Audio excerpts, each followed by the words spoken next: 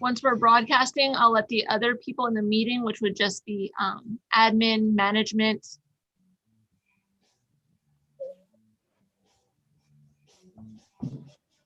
Okay, we're streaming. Good evening. Good evening. Good evening. We can get started. All right, I'll call the meeting to order. Carrie, could you lead us in the flag salute? And never mind. Yes, please follow me in the flag salute. I pledge allegiance to the flag of the United States of America and to the republic for which it stands, I hear one nation, under. Can you hear me? Yes. I can hear you. Yes. Okay. One You're at nation, one nation under God, indivisible, with liberty and justice for all. Thank you. Roll call, Trish. Present. Are you ready for roll call? I am. Okay. Darlene McGee. Absent. Rob Wild. Present. Martha McLaughlin. Present. Carrie Waddy. Here, Tom O'Gorman. Here. Laura Lee George. Present. Lois Risling, present. We have a quorum. Adoption of agenda. Do I hear a motion to adopt the agenda? This is Tom. move I to will adopt move to the adopt the agenda. agenda. It's been I second. moved by trustee and seconded by trustee Waddy to adopt the agenda. Is there any discussion? All right, let's vote. Rob Wild. 1 second, Lois. Okay, We're allowed to ask a question on a consent agenda item. yes. Okay. You are, if you want it removed or something, now's the time to do it. I just have questions on a couple items. Hopefully it's simple. Okay, okay. Okay, let's vote on adopting the agenda. Rob Wild, Aye. Martha McLaughlin, Aye. Carrie Waddy, aye. Tom O'Gorman, Aye. Laura Lee George, Aye. Lois Risling, aye. Motion carries.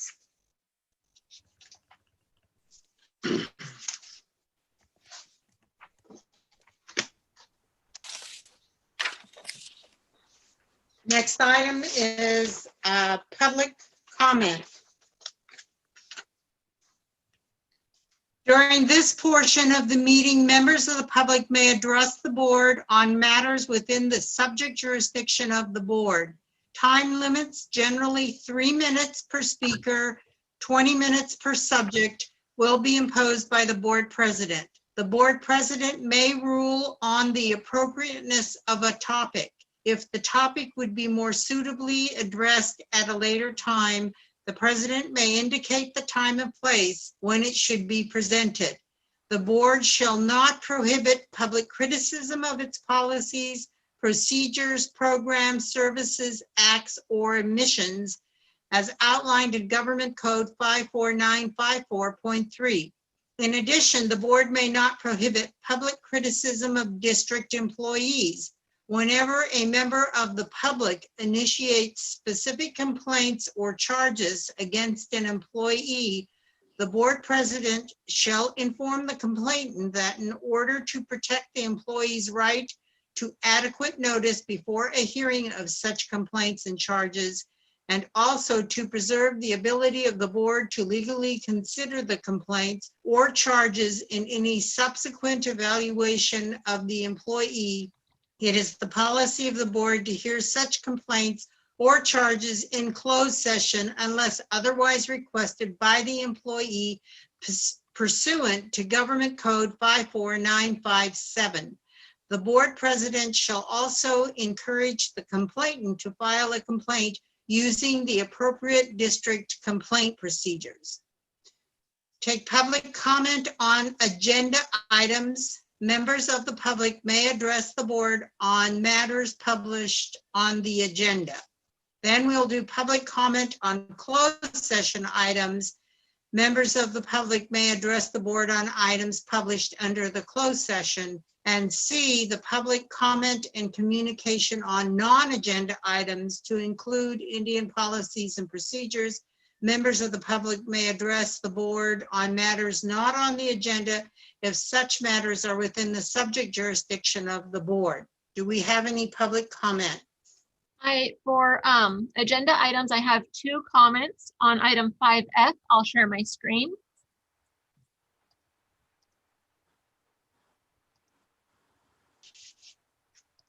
The first comment is from Kirsten Kleinman.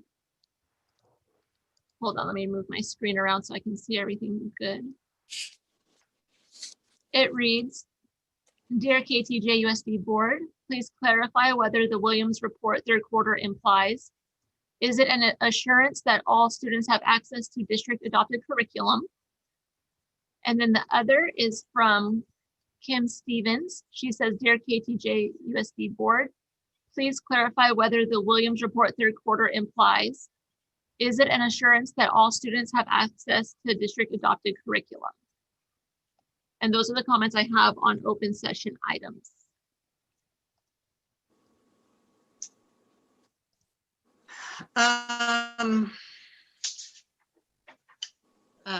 Thank you for those comments. And I believe that the Williams report, as it is in here, is on complaints. No complaints filed. That's what we're reporting on this quarter. Correct. I did not receive any Williams complaints. Okay. All right. Thank you.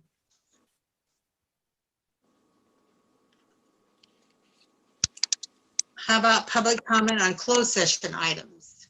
I have 1 comment and it's from Erica Tracy. I believe she called in, so let me admit her.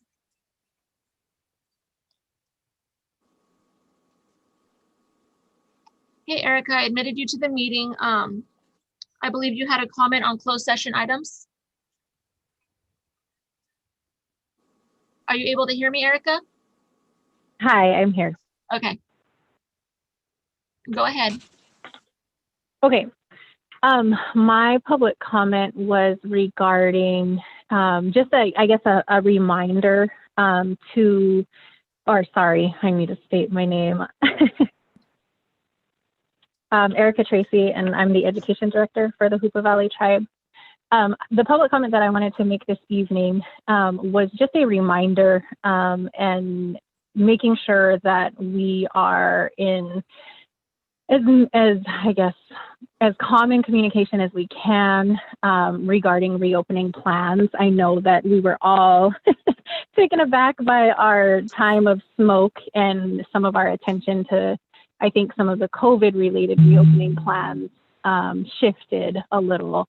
And so just trying to make sure that we are still having some clear communication, and I'm confident that we will have that going forward. But also that wanted to present to the board and also the administrators that I am receiving some questions and inquiries about what the progress is, what updates can be shared and provided. And so I do hope in the near future we can schedule some sort of a working session between our COVID-19 response team, our tribal council, and then also our education board of directors so that we can brief and make sure that all of the proper protocols are being followed. I think that there was some very strong attention given early on in terms of what protocols were being set forth and approved by our public health officials, by our COVID-19 response team, and within alignment of our tribe. And I just want to continue to see that happen and occur. So I did want to share that and publicly make that comment in hopes that going forward, we do continue that line of effort. And also, I think just trying to figure out how that can trickle down, not just from our highest leadership, but all, to our site administrators for your respective sites and working alongside those different partnering tribes. But particularly here in Hoopa, right, when it comes to Captain John, Hoopa Elementary School and Hoopa Valley High School, is having open lines of communication for that as well. I haven't had a chance to follow up, but I did receive a phone call from a representative at Humboldt State University who I appreciated very much in calling to try to touch base with our department and trying to see what kind of routes or procedures there might be for them to navigate, because it sounds like they've already been in conversation with the high school about potentially coming to the Valley, doing some presentations with the senior class. And then luckily those individuals that they're working with were kind of like, okay, hold on, well, let's, reach out to the tribal education department or elsewhere and make sure this is all good, cleared through COVID-19 response team, cleared through tribal council. We're not violating any orders. And so I was very appreciative that that came from Humboldt State University, but I was at the same time a little bit surprised and caught off guard that conversation did not happen or was not initiated by the school site or the school district. So just trying to make sure that those lines of communication are clear, and also making sure that we, provide more space for those conversations to happen and also encourage them. So that was my public comment for this evening. Thank you, Erica. Thank you, Erica. Thank you. Any other public comments, Trish? I have non-agenda public comments. I have 3 people who called in for that. I'll start with Satara Deed. She's calling in regarding a PTO item. So for that, let me admit her real quick.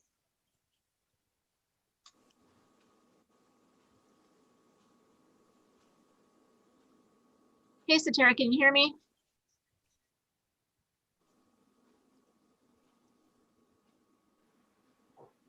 Are you able to hear me, Satara? While she's connecting, I'll share the item.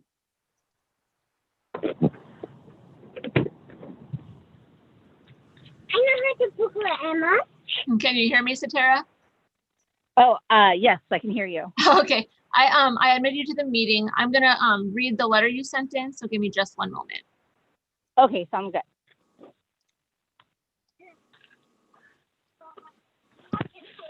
So it says, Dear KTJUSD School Board, Trinity Valley PTO would like the KTJUSD School Board to consider allowing us to hold our first drive-through trunk or treat at Trinity Valley Elementary School on October 24th, 2020. The event will be held entirely outside. Cars would enter at the main entrance of the school, drive behind the cafeteria, through the preschool parking lot, down the driveway back to Highway 96. We are anticipating no more than 20 trunks, and each vehicle will be distanced at least 6 feet apart. This year has been a whirlwind of uncertainty and stress for many. We think this is a wonderful opportunity to show the kids that despite the trials and tribulations we are going through right now, we are still here for them and we can still have fun. We usually hold our annual Harvest Festival every October, but this is just another thing we've had to cancel due to COVID. This event is a great compromise and chance to bring the community together safely during these uncertain times. We will be following the safety guidelines set forth by the county and will be no different than our school's current practice for packet and food pickup. Masks and gloves will be worn at all times by those working the event, and we will practice social distancing. Oh, and the candy will come from sealed packages. This event is open to the community and is completely voluntary for families. This is no different than families going out to eat, shopping, or doing any of the other activities that people are engaging in at this time. While we do have other venue options, We feel that the school is the best place for this. These kids need a sense of normalcy, and I believe holding it on school grounds would help them feel like the school is still there in more ways than just homework. If you have any questions or need further information, please feel free to contact me. On behalf of the students and parents of Trinity Valley Elementary School, thank you for your consideration. Did you have anything you wanted to add, Satara? I did have one point that I did not add into the letter, and that was just that I just, like in the letter, it says like it's no different than like the packet pickup or anything like that. It's coming from sealed packages, and gloves are used the entire time, will be used the entire time. And like the candy is going to be quarantined up until the event. We received homework packets from the school, and we're not given the chance to even quarantine them. And so I feel like, I don't know how this would be any different than any of the situations we're going through right now. But I do think that this is important for the students, because I know myself with my children, like right now, they kind of resent the school, and they're just like, oh, when we go to the school, we're just going to get homework, and they're upset about it. And so I kind of, like the idea of putting a good spin on, visiting the school again. So I just really thank you guys for even considering it. In the letter, it does say that we have other venue options, which we do around Willow Creek, but I feel like the school would really just bring it together. Thank you, Satara. Thank you. This is Carrie Waddy. Mhm. Yes, Carrie. I just feel that this is a very positive event that you are proposing. And thank you for coming up with this event. I'm all for it. I don't know about the other board members. This is a non-agendized item, so I just want to say it's a non-agendized item, so we can't take action on it, but what we can do is have the site principal and the superintendent look into implementing such a project. Trustee O'Gorman? That was my point, that it is a non-agendized item, and not only can't we take action, but we shouldn't discuss it. But I think handling it to the administrators, I think, would be a good procedure. I have another Yes. comment, another calling comment from Snowbird McLean. Let me add her to the meeting.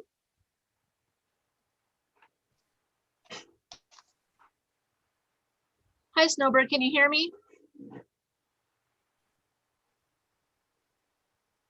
Give her a second to connect. Are you there, Snowbird?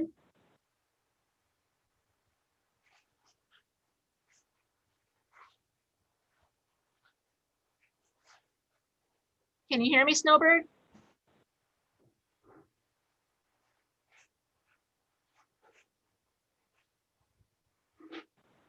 Are you there, Snowbird? Maybe she'll call back in. I'll remove her.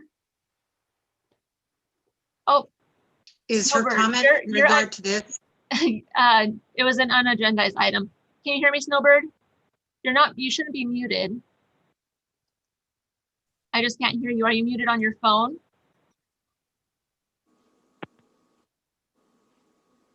There we go. Are you there?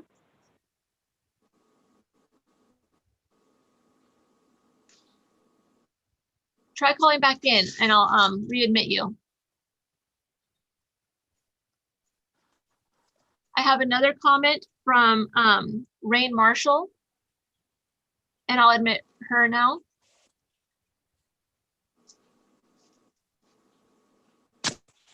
Can you hear me, Rain?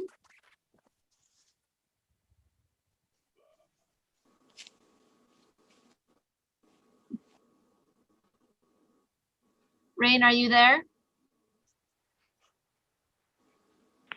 Hi.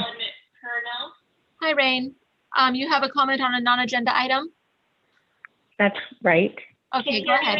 Yes, can you hear me? Yes, we can hear you. Okay. Hey, young everyone. Happy Indigenous Peoples Week. I recognize a lot of people in the room, and it's good to see you. Are you there? Yeah, I'm talking. I'm speaking. Can you hear me now? Yes. Turn off the YouTube. You have a comment on a non-agenda item? That's right. That's right. Okay. Yes, can you hear me? Yes, we can hear you. Okay. Hey, young everyone. Happy Indigenous Peoples Week. I recognize a lot of people in the room, and it's good to see you. Are you there? Yeah, I'm talking. I'm speaking. Can you hear me now? Yes. Turn off the YouTube. You have a comment on a non-agenda item? That's right. Okay. How about that? Is that better? Okay, can you hear me now? Yes. Yes. Okay, Yeah. there's a delay on YouTube. So when we do it that way, I'm always going to be 5 seconds behind you. Go ahead. Okay. Well, thank you, everybody, for your patience in this technological world that we're involved in. I wanted to introduce myself to the board. This is my first meeting, although I hope to attend many, many more.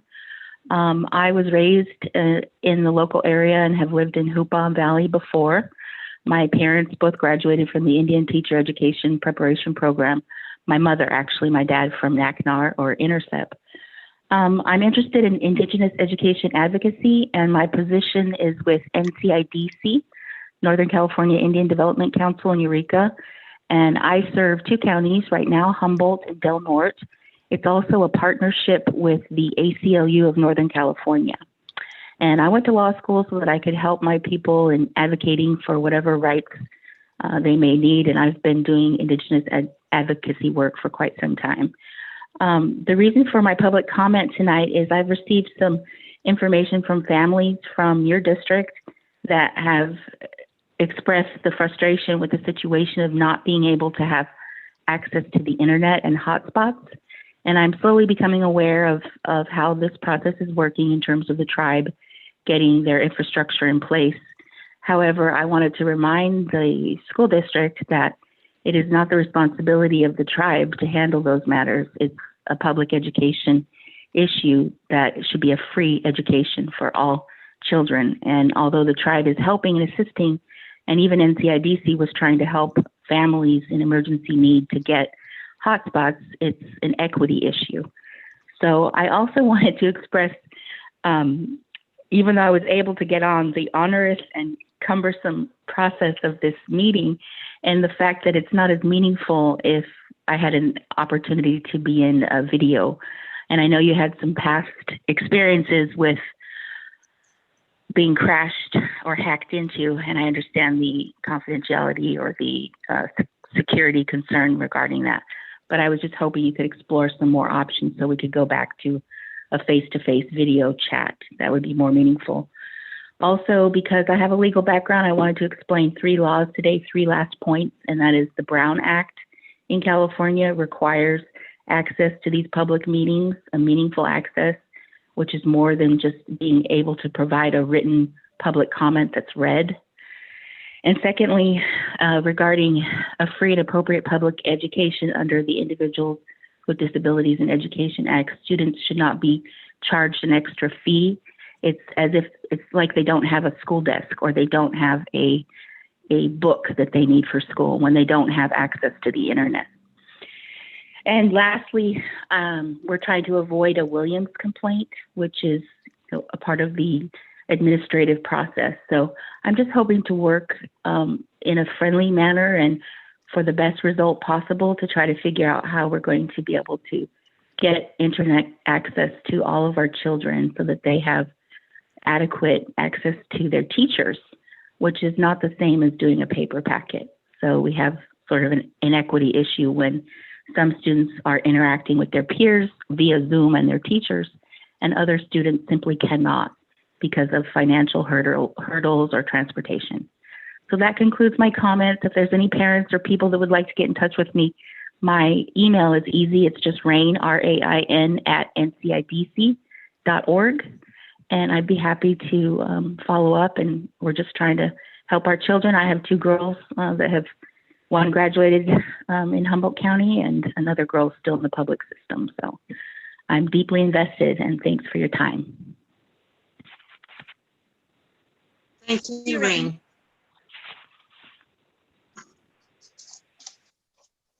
I also have written comments that I will share and read.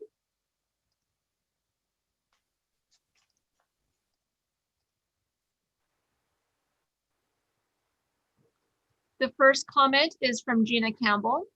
Let's see. Is that readable?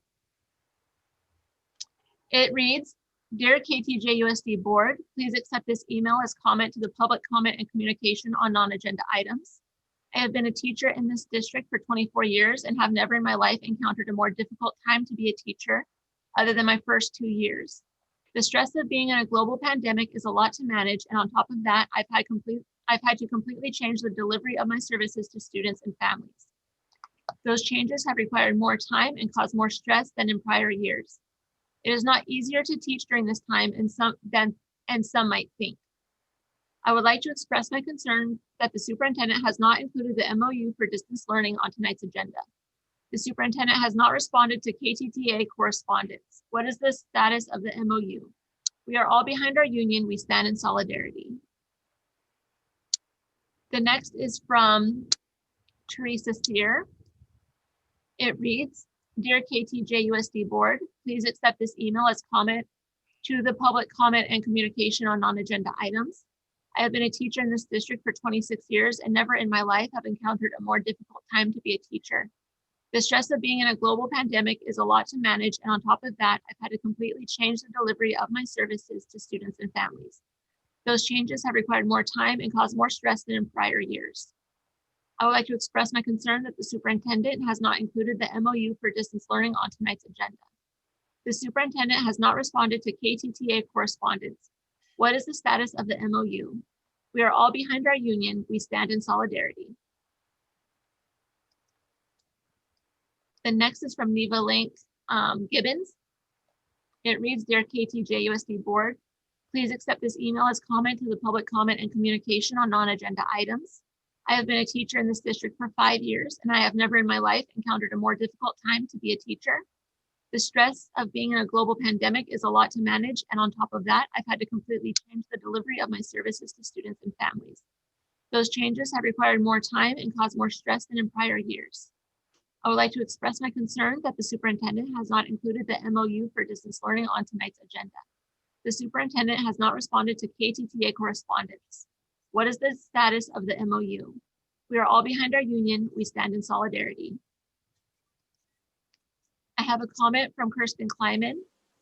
"Dear KTJUSD Board, please accept this email as a comment to the public comment and communication on non-agenda items. I have been a teacher in this district for 9 years and never in my life have I encountered a more difficult time to be a teacher. The stress of being in a global pandemic is a lot to manage. And on top of that, I've had to completely change the delivery of my services to students and families. Those changes have required more time and caused more stress than in prior years. I would like to express my concern that the superintendent has not included the MOU for distance learning on tonight's agenda. The superintendent has not responded to KTTA correspondence. What is the status of the MOU? We are all behind our union. We stand in solidarity. Sincerely, Kirsten Wright." I have another from Maggie Peters. "Dear KTJUSD Board, please accept this email as comment to the public comment and communications on non-agenda items. In previous board meetings, requests were made for disclosure and accountability of CARES and COVID-related funding. Due to my position in leadership and in an effort to be responsive to inquiry from the community employees, I have been tasked with collecting this information. I respectfully request the district provide those in attendance of this meeting and information regarding the funding sources, amounts from each source, restrictions for use of funding, expenditures to date, and plans for spending the remaining funds. Thank you, Maggie Peters." I have another from Stephanie Sylvia. "Dear KTJUSD Board, please accept this email as comment to public comment and communication on non-agenda items. I have been a teacher in the district for 7 years, and I have never in my life encountered a more difficult time to be a teacher. The stress of being in a global pandemic is a lot to manage, and on top of that, I've had to completely change the delivery of my services to students and families. Those changes have required more time and caused more stress than in prior years. I would like to express my concern that the superintendent has not included the MOU for distance learning on tonight's agenda. The superintendent has not responded to KTTA correspondence. What is the status of the MOU? We are all behind our union. We stand in solidarity. I received a comment from Kim Stevens. Dear KTJUSD Board, please accept this email as comment to the public comment and communication on non-agenda items. I've been a teacher in this district for 23 consecutive years and have never in my life encountered a more difficult time to be a teacher. The stress of being in a global pandemic is a lot to manage, and on top of that, I've had to completely change the delivery of my services to students and families. Those changes have required more time and caused more stress than in prior years. I would like to express my concern that the superintendent has not included the MOU for distance learning on tonight's agenda. The superintendent has not responded to KTTA correspondence. What is the status of the MOU? We are all behind our union. We stand in solidarity. Respectfully, Kim Stevens. And my final comment is from Mr. Thomas Day. He writes, Dear KTJUSD Board, please accept this email as public comment and communication on non-agenda items. I have been a teacher in this district for 7 years and never in my life encountered a more difficult time to be a teacher. The stress of being in a global pandemic is a lot to manage, and on top of that, I've had to completely change the delivery of my services to students and families. Those changes have required more time and caused more stress than in prior years. Many of my students do not have access to the internet, and they are missing out on an education. My students that do have access to Google Meet struggle due to their needs through their IEPs. A plan in place would help the communication to parents and help support them with the needs of their children. I would like to express my concern that the superintendent has not included the MOU for distance learning on tonight's agenda. The superintendent has not responded to KTTA correspondence. What is the status of the MOU? We are all behind our union. We stand in solidarity. Thomas Day. And that concludes public comment that I've received. Thank you. Has Garrett Anderson called back in? Oh, yes, let me.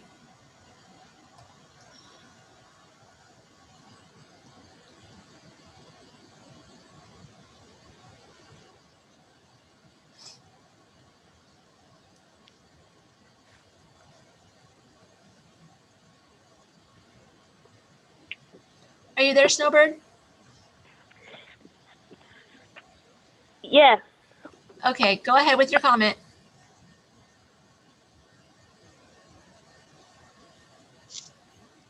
Oh, you're muted. Please dial *6 to unmute. There you go. Go ahead with your comment.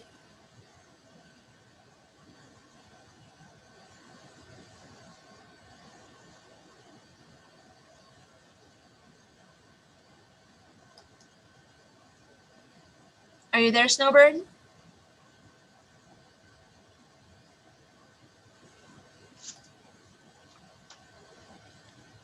Can you hear me, Snowbird? We can't hear you. Yes. Can you hear me now? Yes, we can hear you now. Thank you. Go ahead with your comment. So I just wanted to follow up. I had missed the previous meeting when you guys were considering in-person learning versus distance learning. And I just want to highly express that for the well-being and mental health of the students, I would really like to see in-person learning. I don't share a lot about myself, but I have an 8th grader this year at Trinity Valley, and he has really struggled with distance learning to the fact that he's usually a healthy kid. He loves sports. He loves being active and social. And as soon as distance learning started, he ran away from home twice for no other reason except for being frustrated with distance learning. And as a parent, that is hard on me because I know I'm not the only one that has seen this with their students having mental health issues around distance learning. And I just want to point out that the county is now in a yellow tier. They have low numbers, especially in a remote community such as Willow Creek and Hoopa and surrounding areas that they're starting to open it up to even marriages that can happen in buildings and outside, more families gathering together. So I just would really like the school board to consider for the overall being of the students to consider in-person learning. I do understand that parents have the option, you know, if they chose to still keep their kids home, but I would like to see something considered for those students that simply are just struggling with distance learning, that would be considered. Thank you. Thank you. Is that the last public comment, Trish? Yes, it is. Okay. Moving on to item 3, informational items. A presentation from Hoopa Valley Tribe, PUD by Linnea Jackson about microwave internet project. Linnea, she's muted.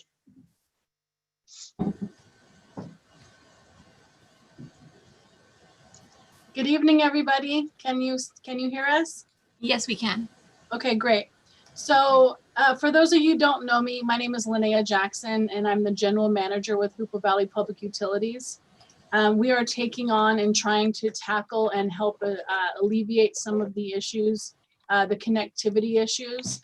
By my side, I have Matthew Douglas, who is our newly hired broadband manager, and he officially started on October 5th. So I'm really glad to have him aboard to help tackle this event. So we'll both be presenting. I had emailed kind of an executive summary of broadband initiative. I don't know if you've had a chance to read that, but we also have a short PowerPoint presentation if we're allowed to share our screen. You can. Go ahead. Okay. Yeah, I have the executive summary. I was going to distribute it after your presentation because we didn't actually get it in the board packet. So you're just so that you know, there hasn't been an intro. You are the introduction to the project. Okay, great. Perfect. I just wanted to clarify. Okay, so I'm going to share my screen. Let me know when you're able to see the presentation. We can see it. Oh, okay, great. It takes a little bit to start. Perfect. Do you see the presentation side or the management side? I think I see the management side. I'm not sure. Okay. So, It says no notes down in the corner, next animation. There we go. all right. Perfect.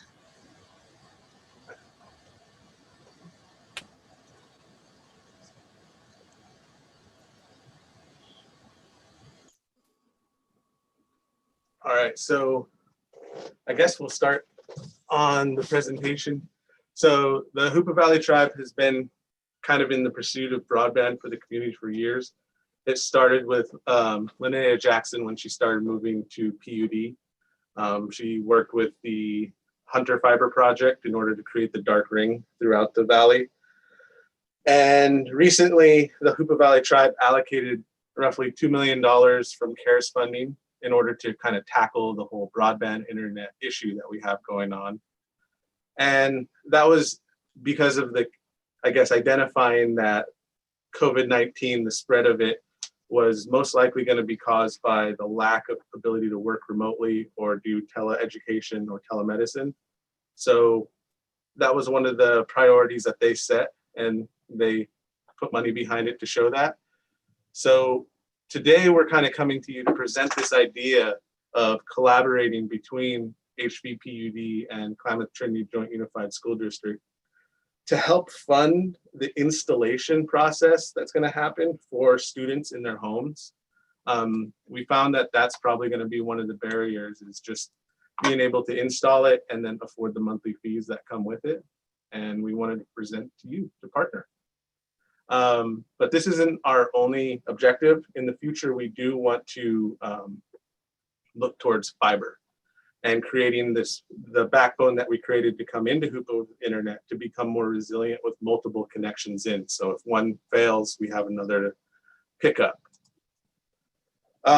So a very high level, I guess, briefing on what the project is we would purchase a 1 gigabyte internet connection in Eureka, California, shoot that over 4 different towers to get into Hoopa, and that's called a microwave link or a microwave backbone. We have 4 existing structures in Hoopa. We have the cell tower on Bald Hill, the KID tower downtown, the Pookies Park water tower, and at Rhodes in Campbell Field on the south end of Hoopa, we have another tower. So we want to outfit those 4 towers with radios to distribute internet that we get from town to the community in Hoopa.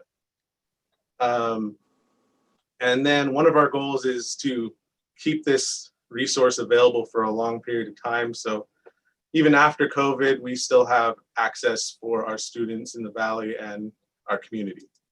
In order to do that, we need to kind of have a certain number of subscribers to be self-sufficient.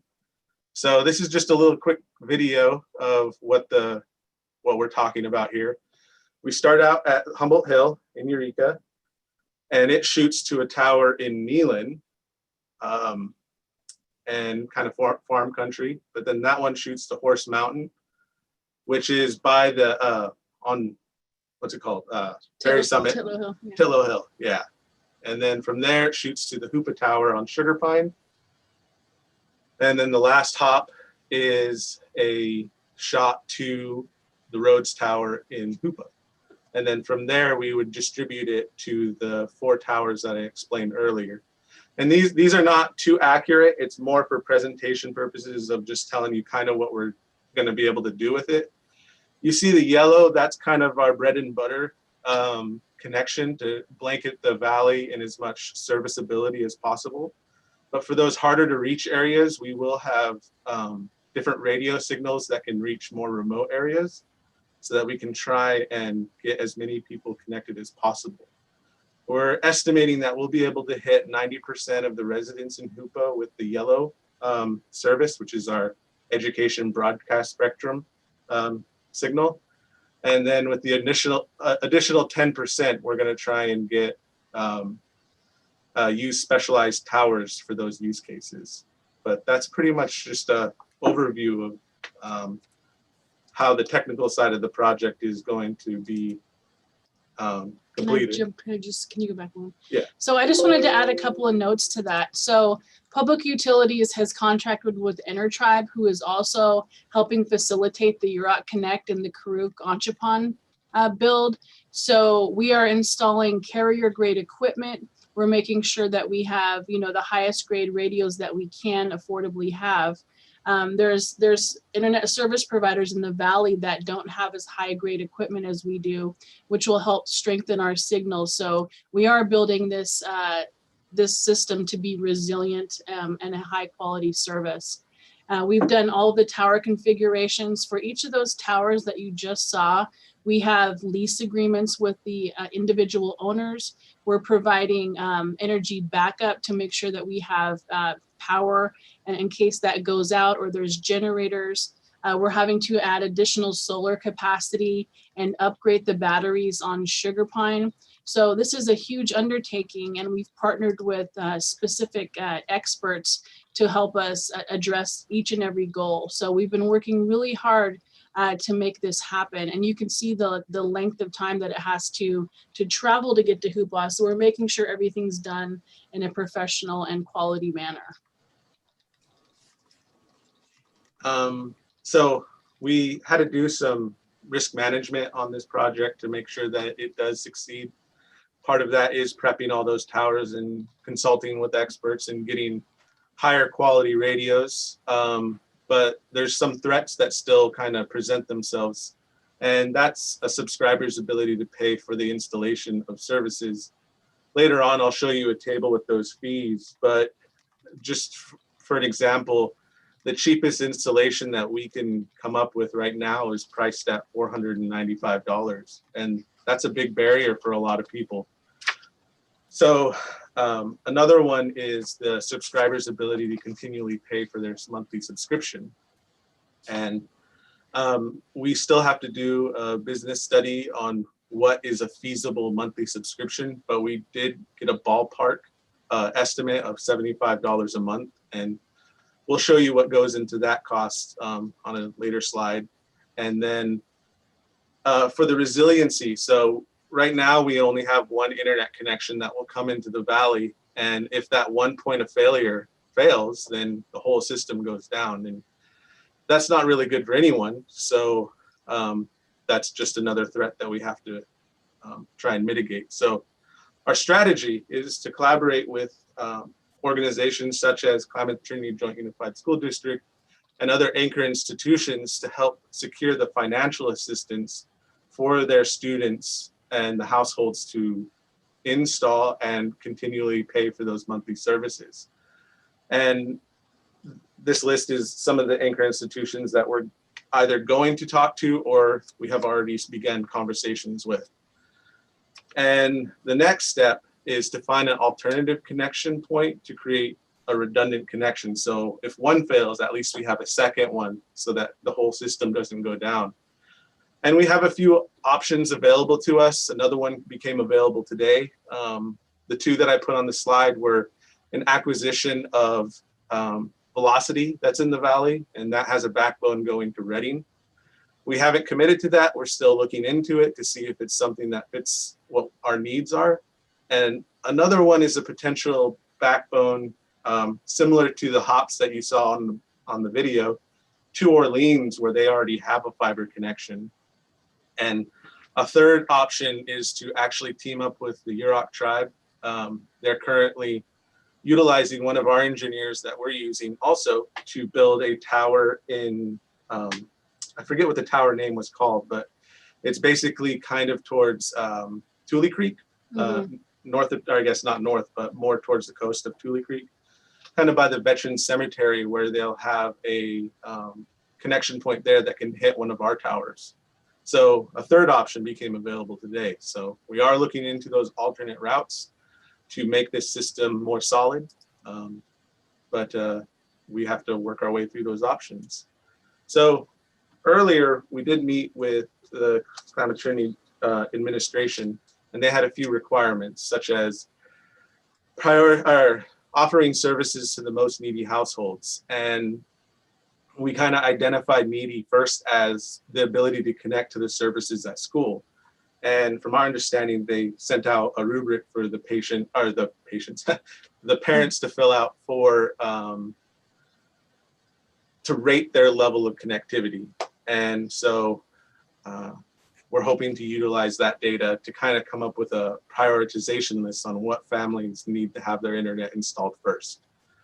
And then second was, if they're going to be paying for these internet services to be connected, how can they guarantee that those students have internet during the school year if they can't afford it?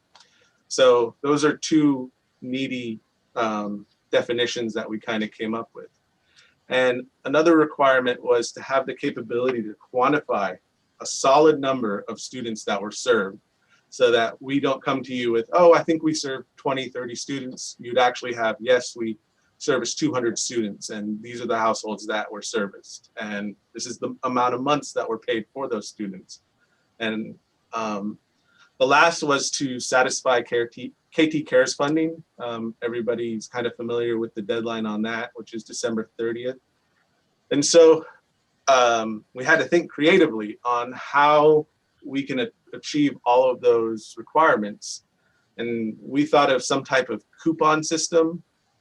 And so initially though, we need to collaborate together to develop that list of students and their need and number of students in a household so that we can give them prioritization.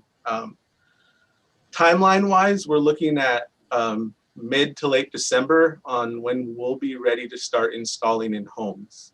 And so in order to figure out which homes need to be installed first, the data sharing between KTJUSD and HVPUD need to include kind of like all of the financial requirements, or I guess financial cases, the number of students in a household, and the, having a brain issue here, connectivity to the KT services. And so once we develop that, we can set that prioritization list up, and those households will be prioritized in installation once we get to that point. Next, we were developing like a fixed price coupon system so that we know exactly how many coupons can be purchased and how many students that will service. And we kind of came up with 2 different coupons. One will cover the installation cost and labor fees for those that can't cover that initial, our light just turned off here, that initial install fee. But then the other is a monthly subscription fees. And that will kind of be based off of the financial need of the household that we're installing at and how many months of service KT can withstand with the CARES funding. Yeah. So the executive summary that's provided, if you had a chance to look at, kind of details that out. As you know, the valley is different. There's different topography. Some people live within the line of sight, some people don't. So we've tried to make it as easy as possible on the levels of difficulty for installation. And then that would be based on what kind of equipment and hardware we would need to install for that particular situation. So we've tried to come up with kind of a methodical way to kind of address those different types of issues. And basically, I was just breaking down in this slide what went into the installation coupon. Labor cost, subscriber module, and the Wi-Fi router, and kind of what they do. In this one, it's basically, it's pretty straightforward. How much does it cost per month, and how many months can they withstand? Here's kind of a breakdown of the type of labor and the type of subscriber modules that we have acquired and expect. And when Linnea was referencing line of sight, basically these devices need to see each other in order to communicate properly. And that's in a best case scenario, and that's considered like an easy install. We go to your house, hook it up, point it at the dish, you're good to go. If they have near line of sight obstructions such as trees, bushes, maybe a little bit of a hill, then it requires a different type of frequency for these things to communicate with each other. But it essentially just means that we may have to be creative on where we put the satellite at the home of the student or to reach our towers. And then a hard labor. This means we have no shot to get it connected because there's no visibility between the house and the tower. So we'd have to be creative, such as installing a pole at a far end of a property and kind of trenching or bringing the cable back into the home from a different angle. And of course, that take a lot more time because you're digging, you're finding that location within the property to connect to. And the level of difficulty on the labor kind of correlates with the type of subscriber module they'll have. And a subscriber module is just the dish that we put on your home. And so our number one and most commonly to be used, which was the yellow area that you saw in the video, is this education broadcast spectrum satellite. And its cost comes at $280. The medium is kind of this 5 gigahertz range, which is also $280. But the hard to see ones, the no line of sight, that's this 900 megahertz one. And that's for special cases. But for all of these builds, you'll need a Wi-Fi router. And that's what connects the internet to the devices for the students. And the last slide here basically goes over what you get with the subscription. And what we're offering is 25 megabits down, 3 megabits up, which is standard broadband speeds.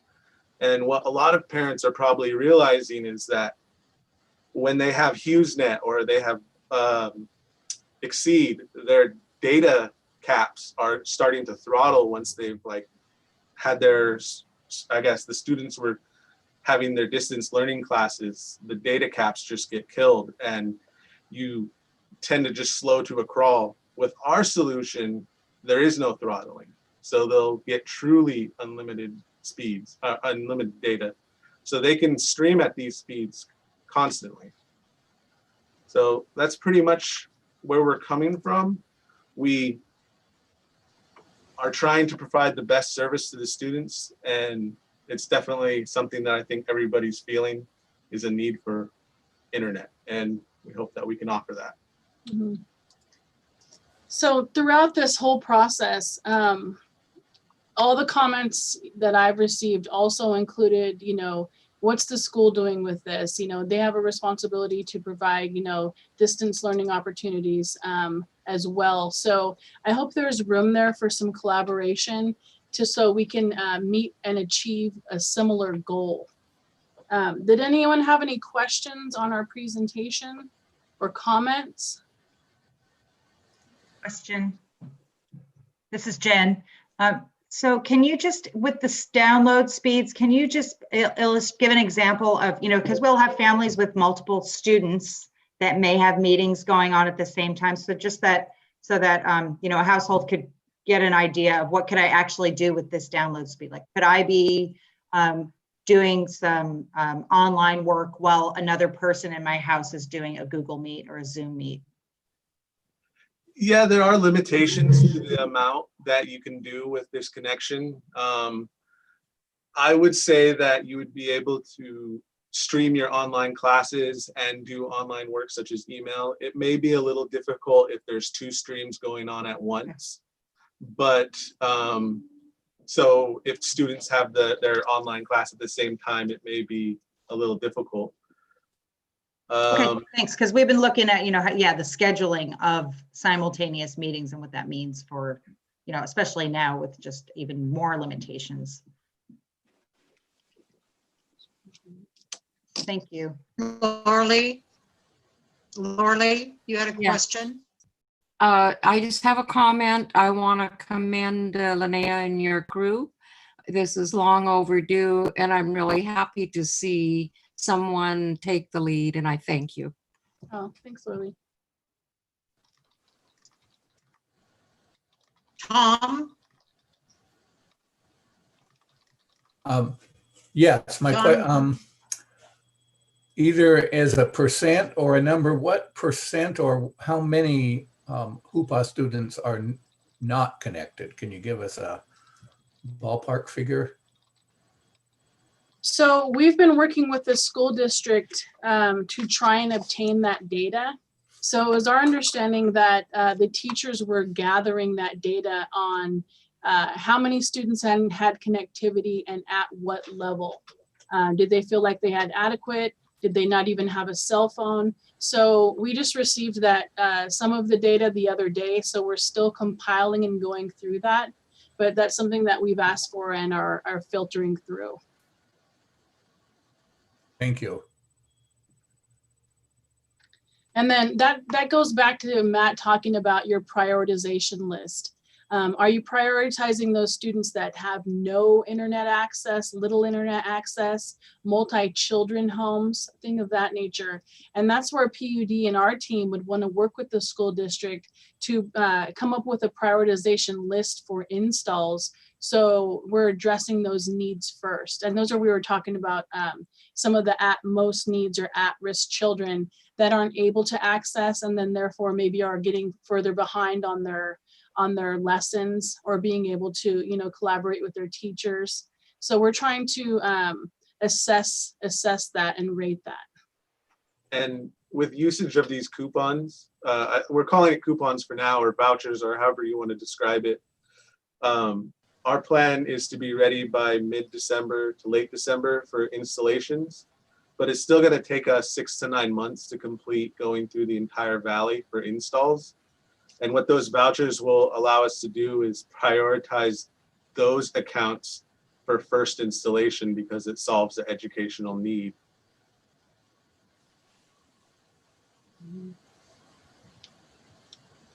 Does anyone else have a comment or a question?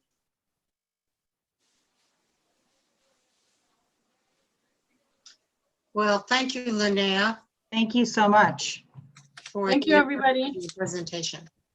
I appreciate your time and I look forward to working with you guys. Thank you very much. Thank you. All right. Our next informational item is Wild Rivers Multi-Tiered System of Support, WRMTSS presentation by Maggie Peters. Hi, Maggie. Hello, good evening. I'm super excited to see that a presentation can be hosted because Trish told me that I might not be able to do that. And so I made you guys PDFs, but it's much better in the video. Am I able to share my screen? Yes, you are. Okay.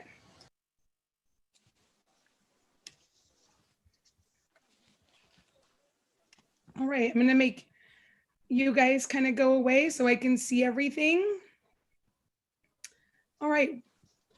Welcome. And if you guys have any questions at any time, just go ahead and interrupt. I'm perfectly fine with that.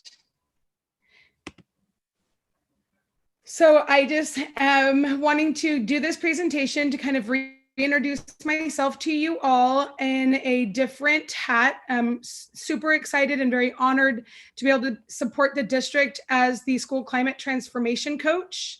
I'm looking forward to working with administrators and staff to build multi-tiered systems of support at Climate Trinity Joint Unified School District.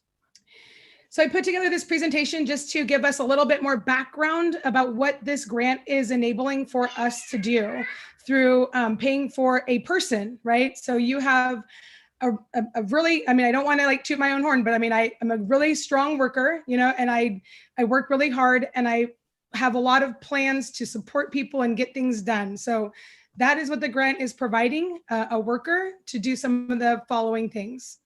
Improve social emotional supports for students, including trauma-informed instruction, improve the consistency of your positive behavior incentive supports implementation, improve instruction to increase student engagement, increase cultural connections with students and families, increase local capacity by intensely focusing on building local trainers, right? We want to build our own capacity, internalize and commit to MTSS systems throughout the school system, and continue beyond the next few years is a priority of site and district leadership. So just a quick overview. This was literally cut and pasted from the grant. As you know, the grant funds a position for 5 years, and we kind of started a little bit late. So I'm working really hard to accomplish years 1 and year 2 goals at the same time. And we've been working really hard in developing tier 1 teams at sites. I have scheduled to meet with all sites. I have a date, right, for our first tier 1 team meeting that is going to begin next week with all of the schools except for Trinity Valley, but we have committed to a plan for that meeting. So I've been working with administrators to co-plan meetings and co-facilitate meetings as we go into this work. So I'm really excited about that. Maybe next time I can share with you what those meetings look like.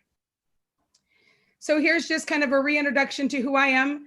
I'm Yurok Karuk, and I've lived on the coast in Happy Camp and have been in Willow Creek for almost 18 years. I am a mother of 3, raising 3 students, KT students. Ishkesh and Pakuni are still at Humboldt State University. Ishkesh is nearing the end of an environmental engineering program. Pakuni is in environmental management. And Nehru is a sophomore at Hoopa High School. I am in my 14th year working at the school. And prior to that, I worked for the Karuk tribe in self-governance and childcare administration. I have supported students and staff with union leadership, ASB advisor. I was a cheer coach for over 10 years of my life. So I know that some people still recognize me as a cheer coach, and have worked as professional development chair and arts integration support for several years. Those who know me personally know that I spend a lot of time making baskets. I just completed my 104th baby basket. And I have made my daughter's dresses and regalia. So I'm really excited to be a continual learner on the cultural aspects as well as my professional aspects.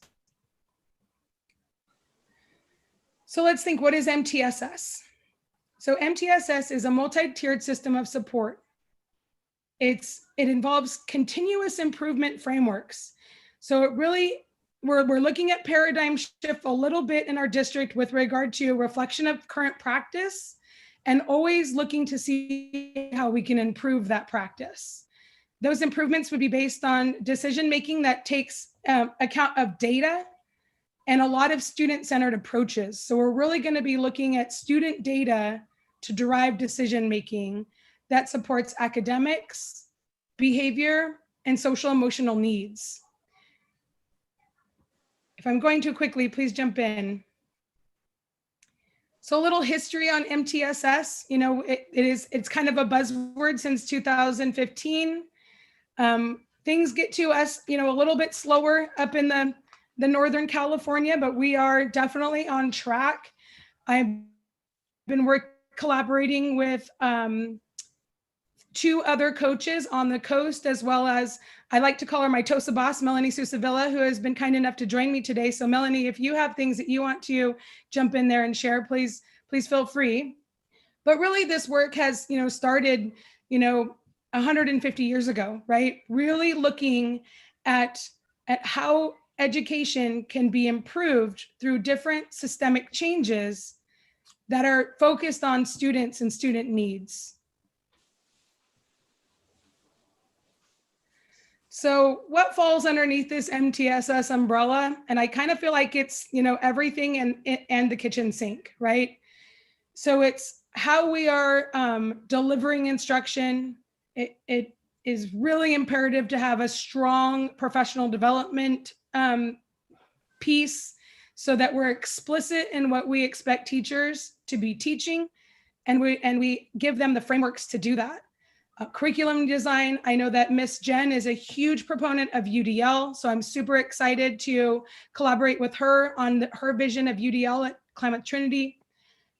We're looking at really creating PBIS supports and intervention. I hope that through this work in the next 4 years, we have created like documents and a framework that has a solid foundation so that we have, it doesn't matter who is doing these jobs. It doesn't matter, you know, who the teachers are, who the administrators are, that we just have this solid foundation for when new people come in, that there is a system that is in practice and vetted and in a continuous improvement lens.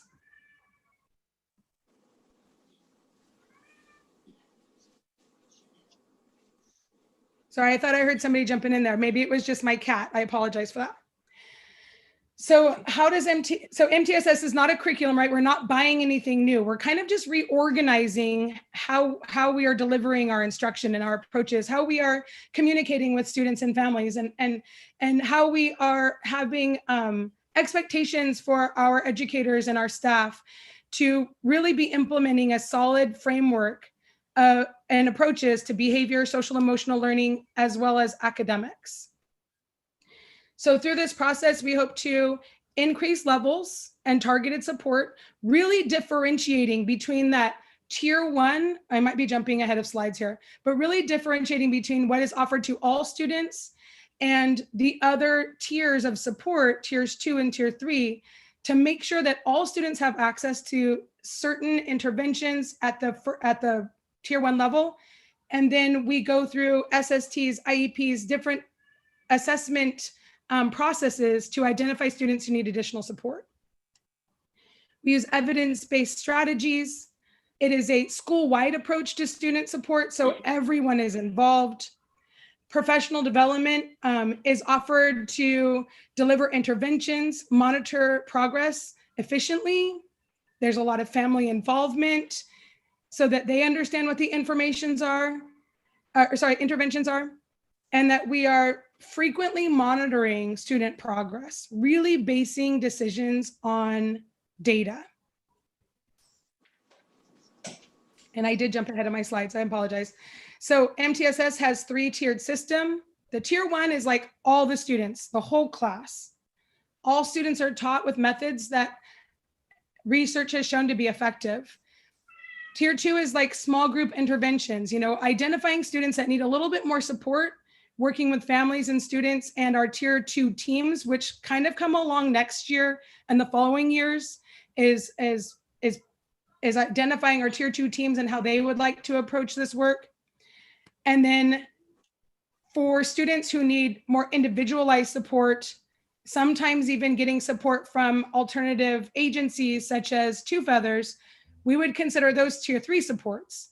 And so one of the things that we've, that through this process I've been noticing is that we're kind of skipping tiers 1 and tiers 2 in some cases, right? And we're pushing supports into the tier 3 level really quickly without, and that puts a big stress on the capacity of the people who are delivering tier 2s and tier 3s, when we could be spending more time building up skills at the tier 1 level. So I really like this collective closet analogy for what MTSS is. So it is a process of us really looking at our practices, and just like we do in our closets, we kind of go through, we have our favorites, we have things that might not fit as much anymore. And we have the need to kind of maybe purge some things, to really like go through that process of, do we love it? Is it working? Do we have student evidence to keep it? And this isn't me just making these decisions, and it's not Miss Melanie making these decisions. These are tier 1 teams at the site level under the direction of the district leadership team, who are aligning initiatives such as the LCAP and the site plans, the WASC, that everything is really in alignment with this idea of MTSS and the delivery of services through these 3 tiers. And then we, make sure that everything in our closet is neat and it fits and it's working for our students. I'm sorry, my cat is really crying at me. I don't know if I can pause. Rubugs, can you put the cat outside, please? I apologize for that. What does MTSS mean for us right now? So right now in this first year, we really want to focus and reflect on our tier 1 strategies and supports, work with the tier 1 teams to document what's working, try to infuse as much professional development, beginning with the site and the district lead teams. So we have 5 trainings scheduled with Placer County, who is basically like, and Miss Melanie could probably speak to Placer County and all of their renowned systems, but they are a phenomenal group of educators who have come up with a system to support MTSS work. And we want to also begin to align district initiatives. Miss Melanie, do you want to jump in and talk about Placer County a little bit more? I would just say that Placer County helped to develop the California Coalition for PBIS, and the director of the Student Supports Division at Placer County is the I believe he's the co-director for the California PBIS Coalition, who also work very closely with the National MTSS Technical Assistance Center. So all of those folks are very intimately involved in our grant and providing guidance for us, which is just it's an amazing opportunity for everyone who's involved in the grant.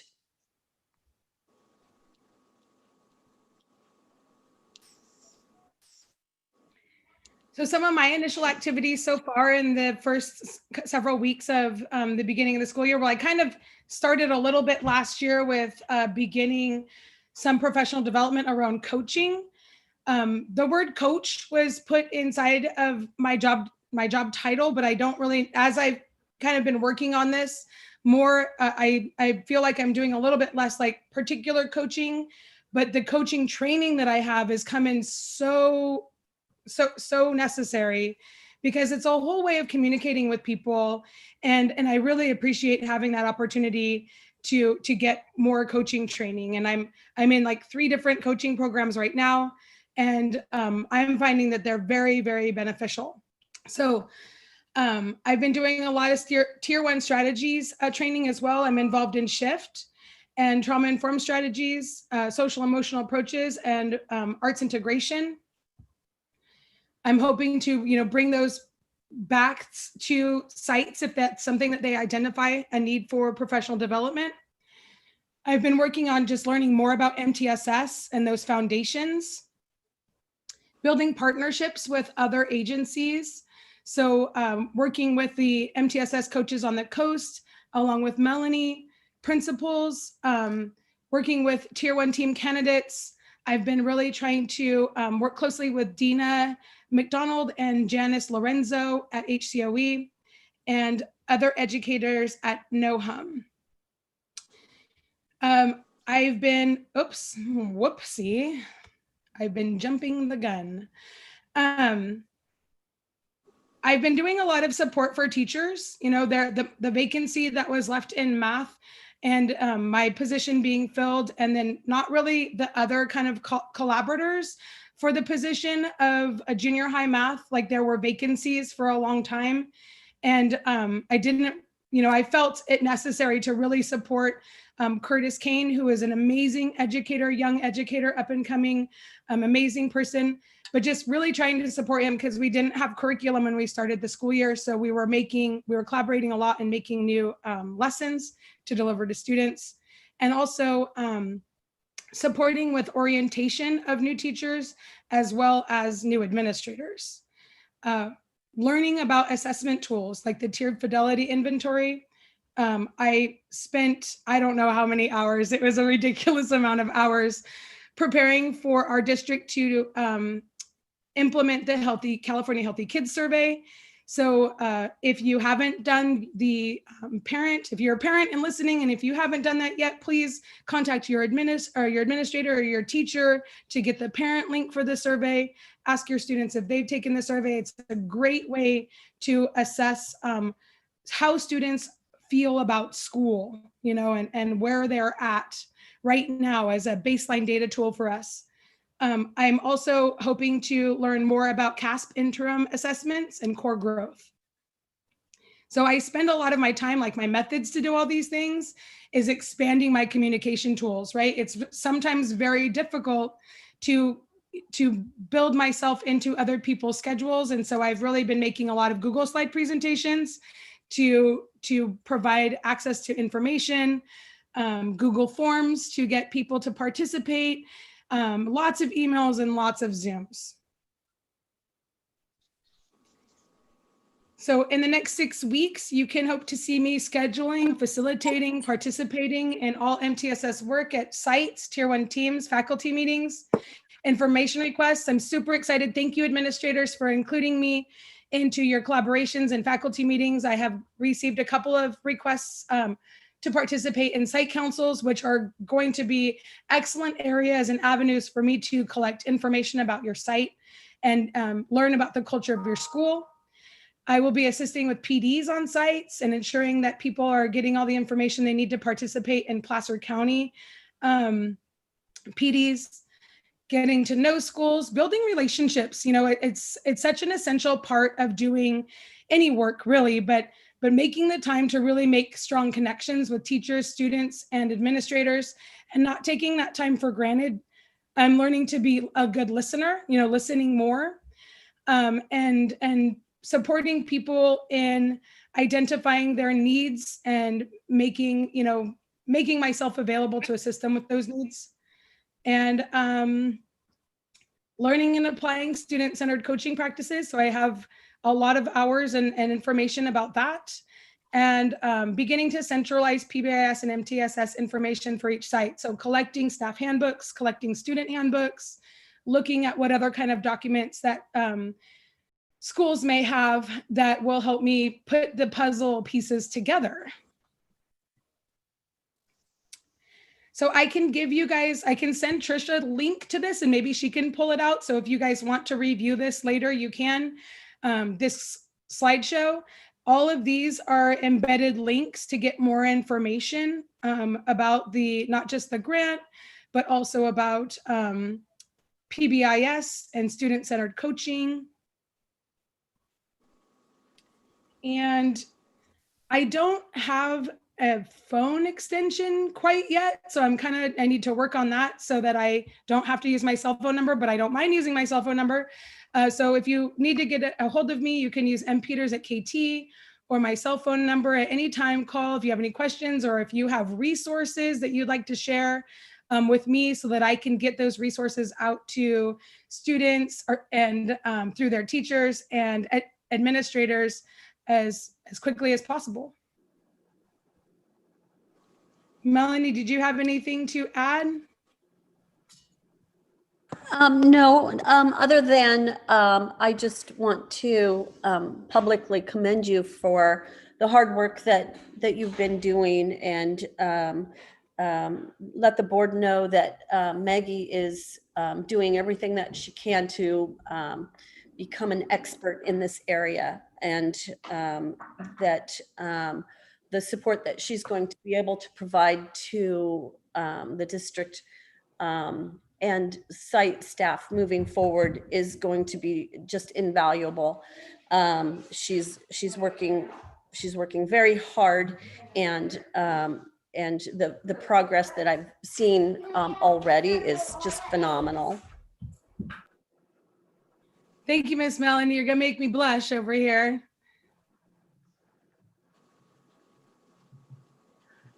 Maggie, I had one request just for, Okay.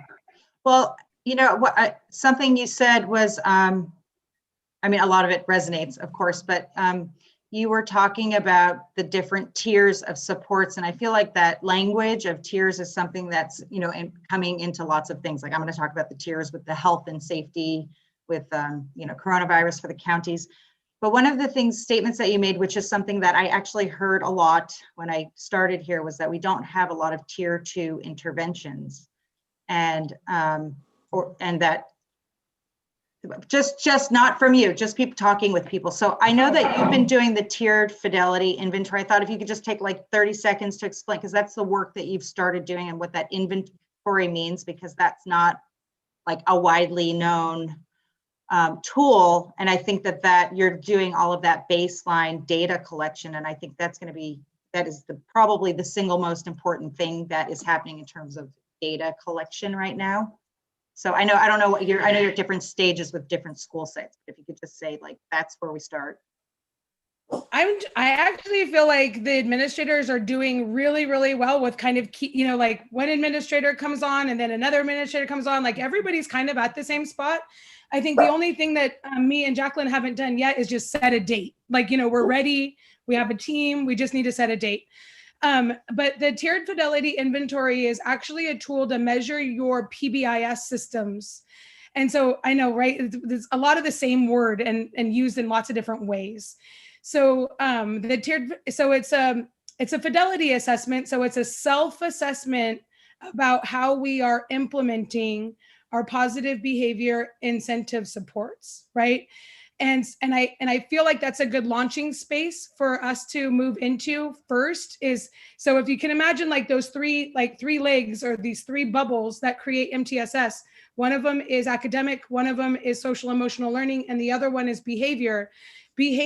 Having a strong behavior support program through PBIS is, you know, it will engage students. They'll be super excited to come to school. We'll be in, you know, we will send positive messages through our teachers and staff. So like having a positive energy makes you feel happier too, right? Like I think innately like to be givers. And so, you know, we just train our staff to give these positive incentives to our students more frequently.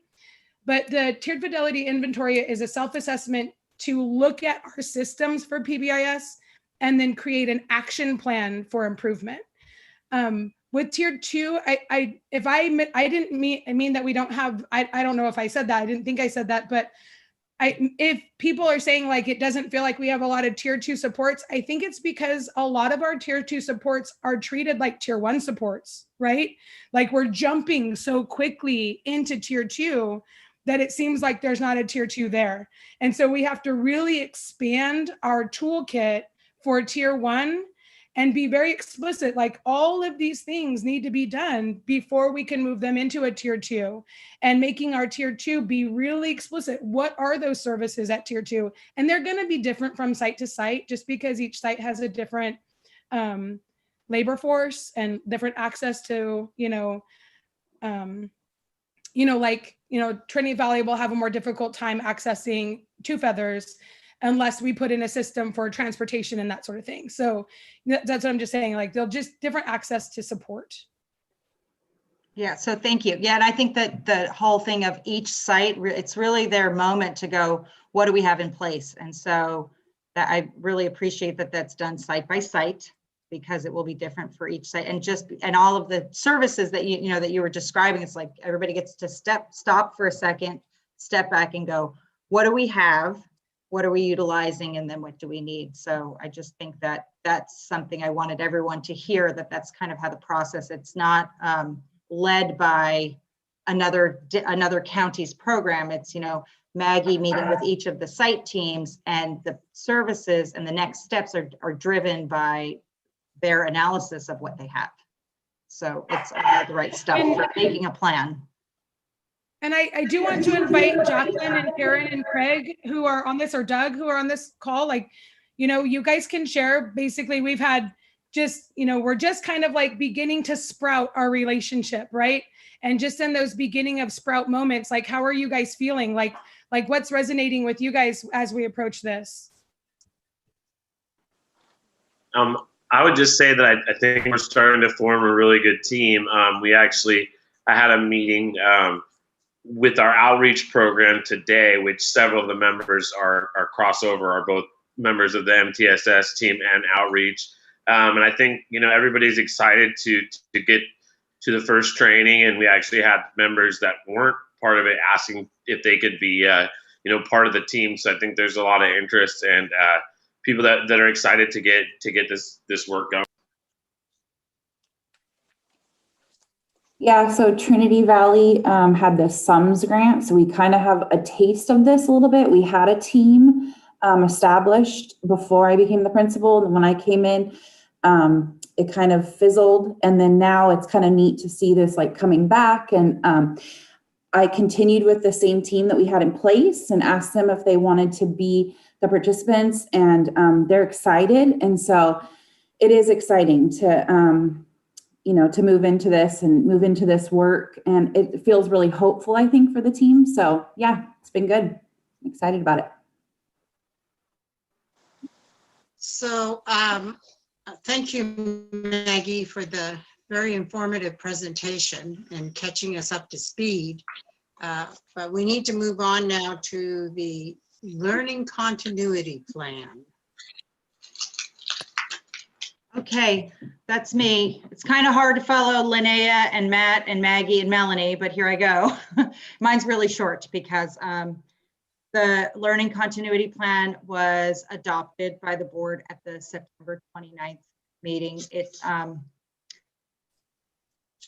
It is, designed to identify the path and decisions that the school district has made in terms of services to students, availability of devices. They're all of the different sections. So I'm just putting this on the agenda just so that it is, you can look at some of the preliminary recommendations that the county office made.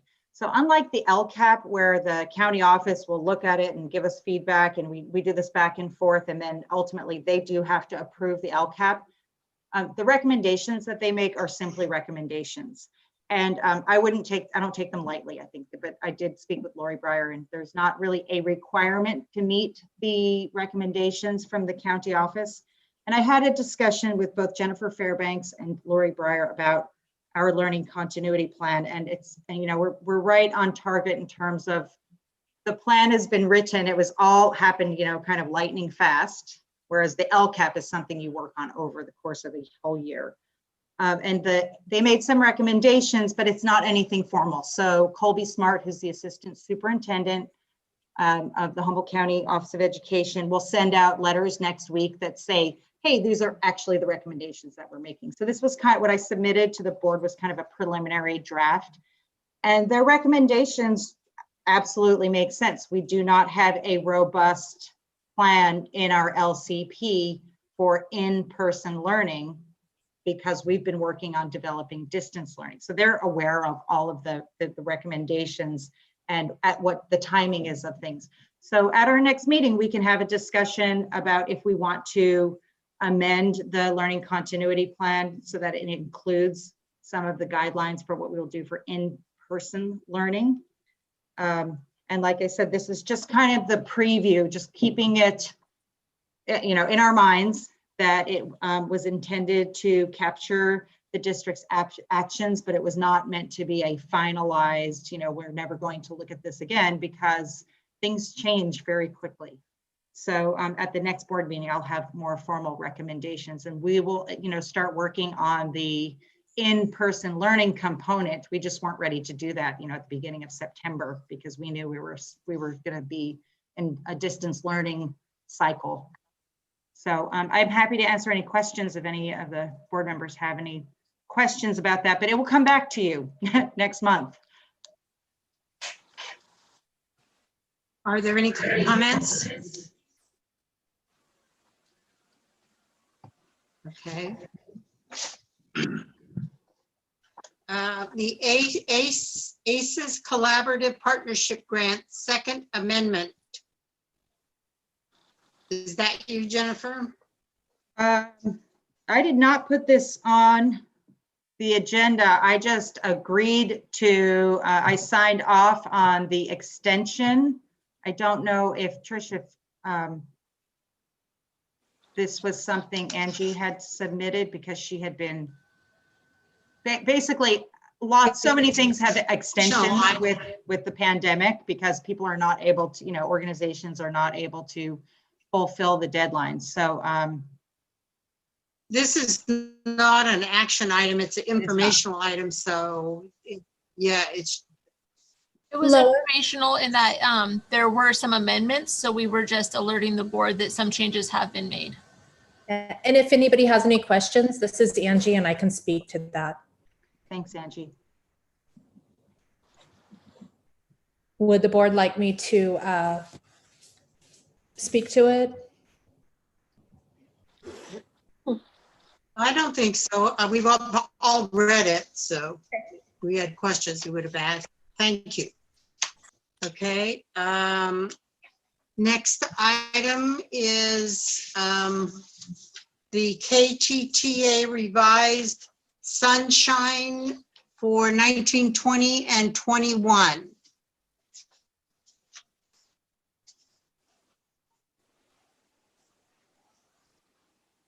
Jennifer? Those are the articles that the association is sunshining. So that would, Maggie, do you have any?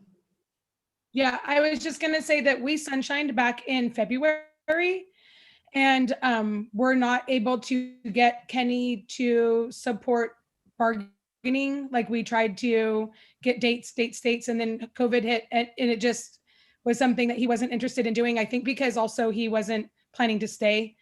So our sunshine has been on kind of like publicly, you know, open for months. And because the time has passed where we're no longer in 1920, right? We tried to bargain in 1920 and the district wasn't willing to do that.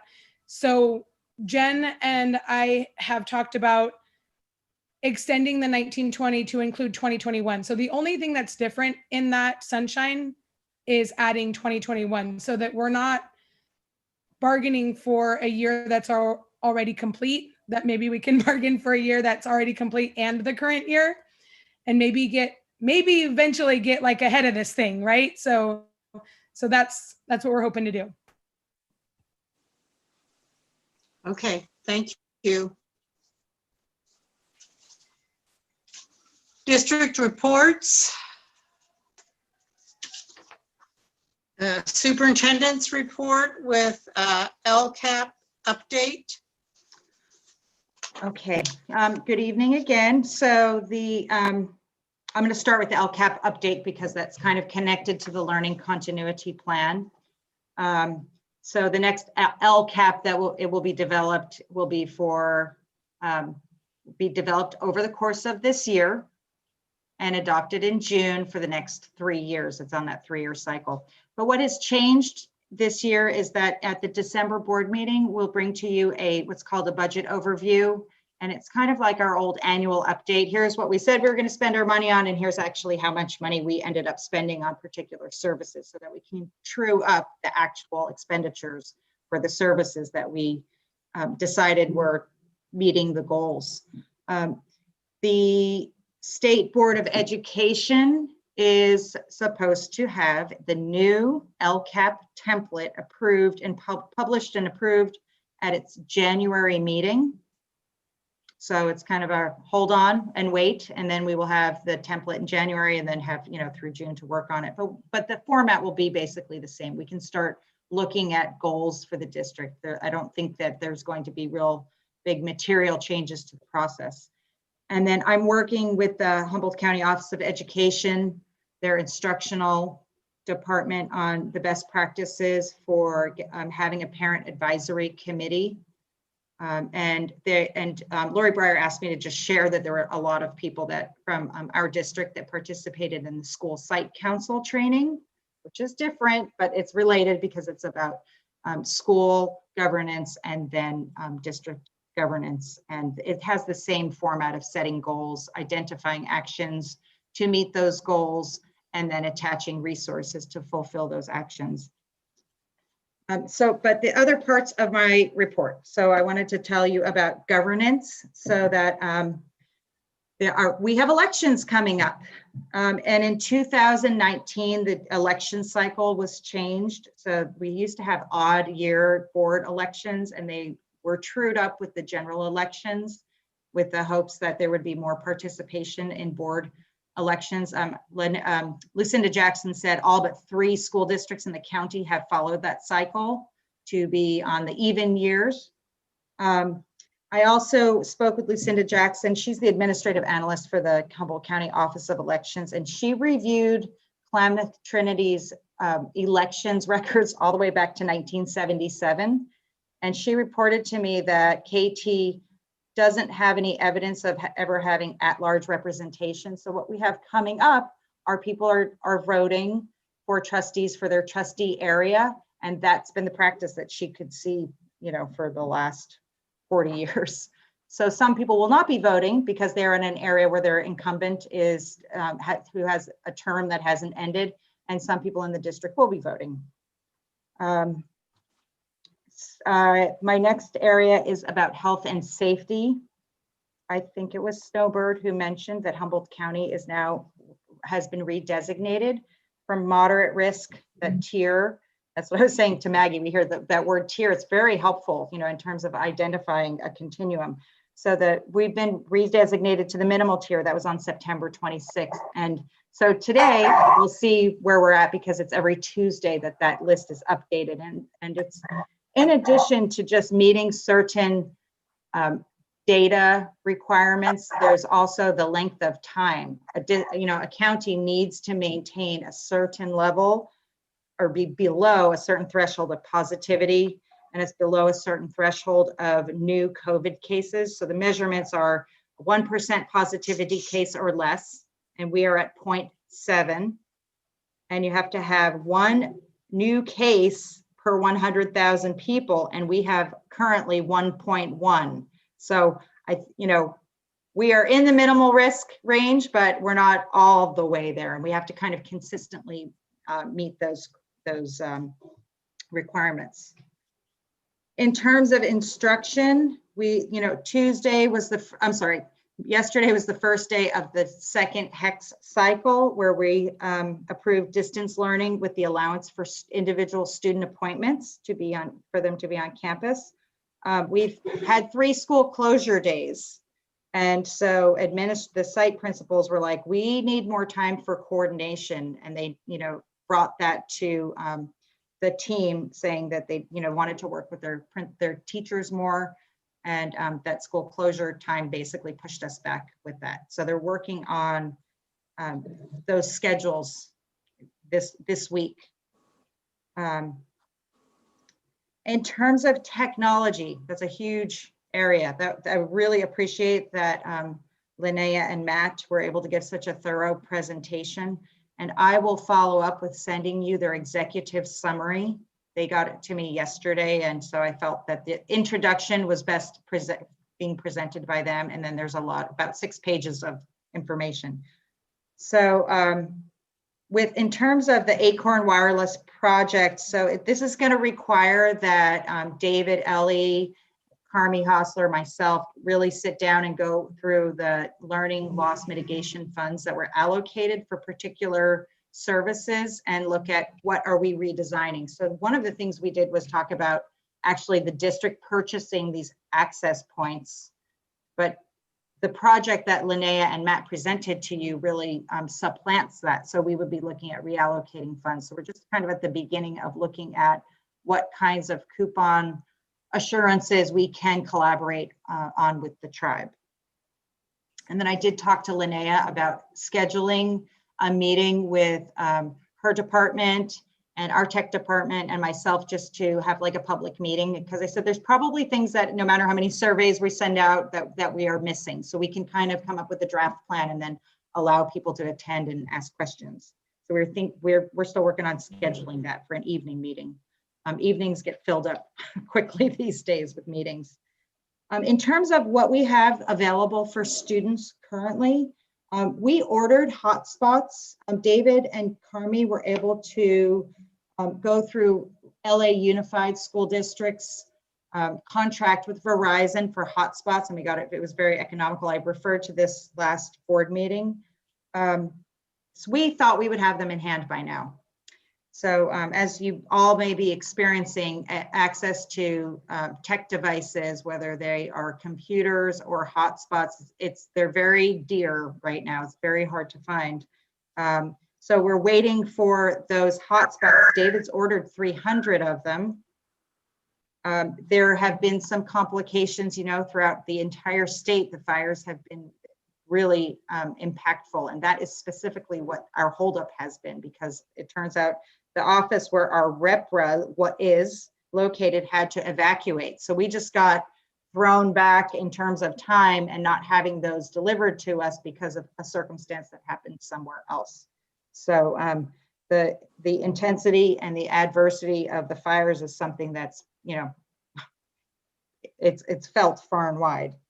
So David's been working with Verizon, but he doesn't have the, it's always better when you have a person. So he has been working with Verizon to try to get the delivery of the devices, of the hotspots facilitated, but it's become sluggish just because of his rep is not available right now. We've also provided parking lot Wi-Fi. That was something that, again, teachers over the summer had talked about. The IPP task force recommended that. We sent out paper flyers with some of our deliveries. It's been posted on the district website and Facebook page. We don't know what the participation is right now, because if a student shows up and logs in with their district issued device, they might not be getting onto the parking lot Wi-Fi. They might just be getting straight onto our regular Wi-Fi. So David and I are talking about being able to collect some information about the usage. We definitely know that there was not going to be the robust use that we had hoped for when we had the hazardous smoke days, because we were recommending don't come out under any circumstances for a couple of those days. So we want to encourage people to use our parking lot Wi-Fi, especially if you have compromised internet at home. Device distribution, David gave me the numbers. It's looking like 300, 600, 800 devices. We have one school that has not had devices distributed, but we're waiting for a delivery of 350 more Chromebooks. They were ordered a while ago. They're coming in through HCOE.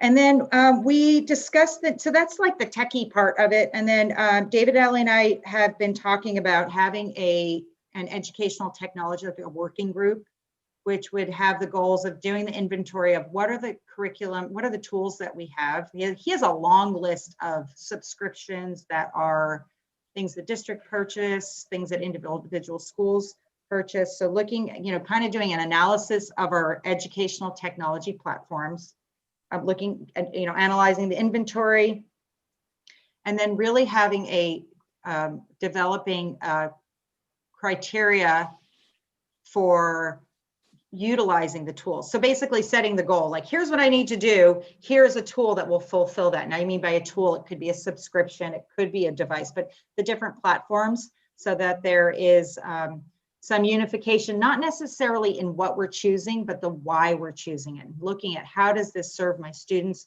How does this facilitate my delivery of instruction? That's the need, and then matching the purchase to that. And there has been quite a bit of sharing of technology smarts across, the different schools, because we have the capability of sharing information now. And okay, I'm going to move on. Professional development. I just wanted to inform you all that our management team, so the managers of the different classified departments, I submitted an application to something called the California Rural Leadership Academy, and I just got a text from Colby Smart, who said that we were accepted. And so it's a series of workshops to basically, they're talking about it being based on, improving systems. It really fits in well. It's kind of good timing with the MTSS, and it's more on like the management administrative side of it. So the facilitators are from an organization called Studer Education. The facilitators are experienced public school leaders, and they are specifically skilled in improvement science, evidence-based leadership, and building the conditions for systemic change based on the 9 principles of organizational excellence. So that was great news to get right before the board meeting started, that we've been accepted. It's a space limited program. And it's being brought into us, but it will be collaborating also with other local leadership groups. Does anybody have any questions so far? I only have 3 other areas I'm going to cover, but okay. I have cafeteria. We're going to do meal distribution 2 times this week. And I just wanted to let everyone know that SB, the Senate Bill 98, requires that meals are provided on every day that there is instruction, including days where there's distance learning only.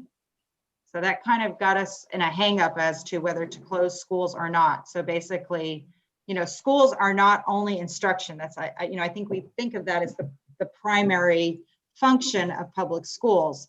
But we have, as anybody who walks onto a school campus knows, there's a lot that happens. And providing meal service is one of those. So without being able to provide the meal service, we are not able to really technically open school. So thinking about, I know that there are probably some frustrations with school being closed during a distance learning day, and thinking about that being a loss of an instructional day.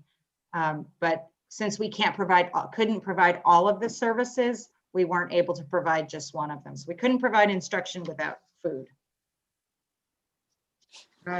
My next area is facilities. The facilities committee, with the focus on the iTech building, has had several meetings, and we've been discussing the construction models, the delivery methods. With our current facilities, Missy Ammon is scheduling site visits for the facilities inspection tool.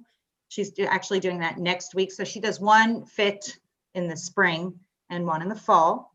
And it's basically a checklist of, it's the inventory and inspection. She also let me know that the maintenance transportation team has provided videos to the principals for them to share with their staffs regarding cleaning and disinfecting protocols, and that she's distributed the material data safety sheets for all the cleaning products, hand sanitizer, monk wipes, and the disinfectant that we're using. So those are just, product sheets, so that if somebody, well, first of all, everybody has the right to know. And then if somebody has a particular concern, they can look at, make sure that they're not using something that they have an allergic reaction to. So those have been distributed. And then with transportation, my last section. There's an interest from families regarding just inquiring if the district will provide transportation to students for their one-on-one meetings.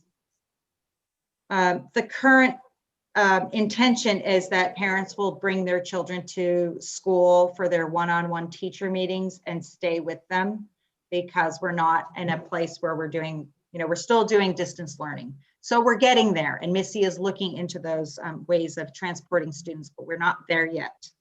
And she's been meeting with the transportation directors across the county.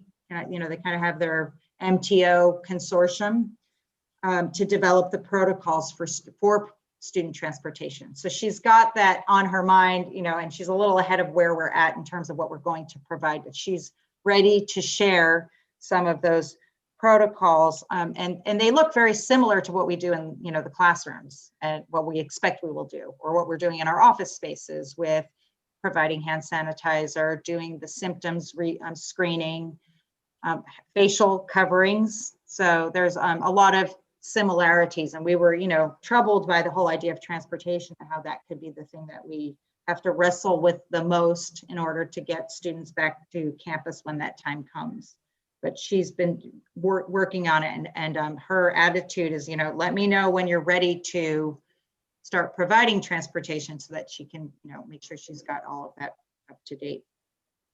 We're not quite ready, but we're getting there, we think. So we're crossing our fingers that we stay in the yellow with the minimal risk. I think it's great timing to be talking about increasing, or well, decreasing the restrictions. Well, we're not ready to take the action, but we're ready to start the plan for, you know, the next step. But we have to maintain in that really low level. Thank you all. Thank you. Assistant Superintendent Report, Business and Personnel. Carmelita Hostler. Good evening. I had submitted a monthly financial recap for the month of September, and it was in your packet. It also included our current enrollment at each site. At that site, there were also numbers of staff positions that are at each site. So I've included that just for some information. The district office is working on our first interim. That's what we are currently doing. And we've had a couple of things come up. We had our annual, they used to call it CBEDS. I think it might still be called CBEDS, but it's through CalPAD. That was our count on October 7th. And I'll be getting those numbers from my staff as soon as we get an actual, you know, snapshot of those counts.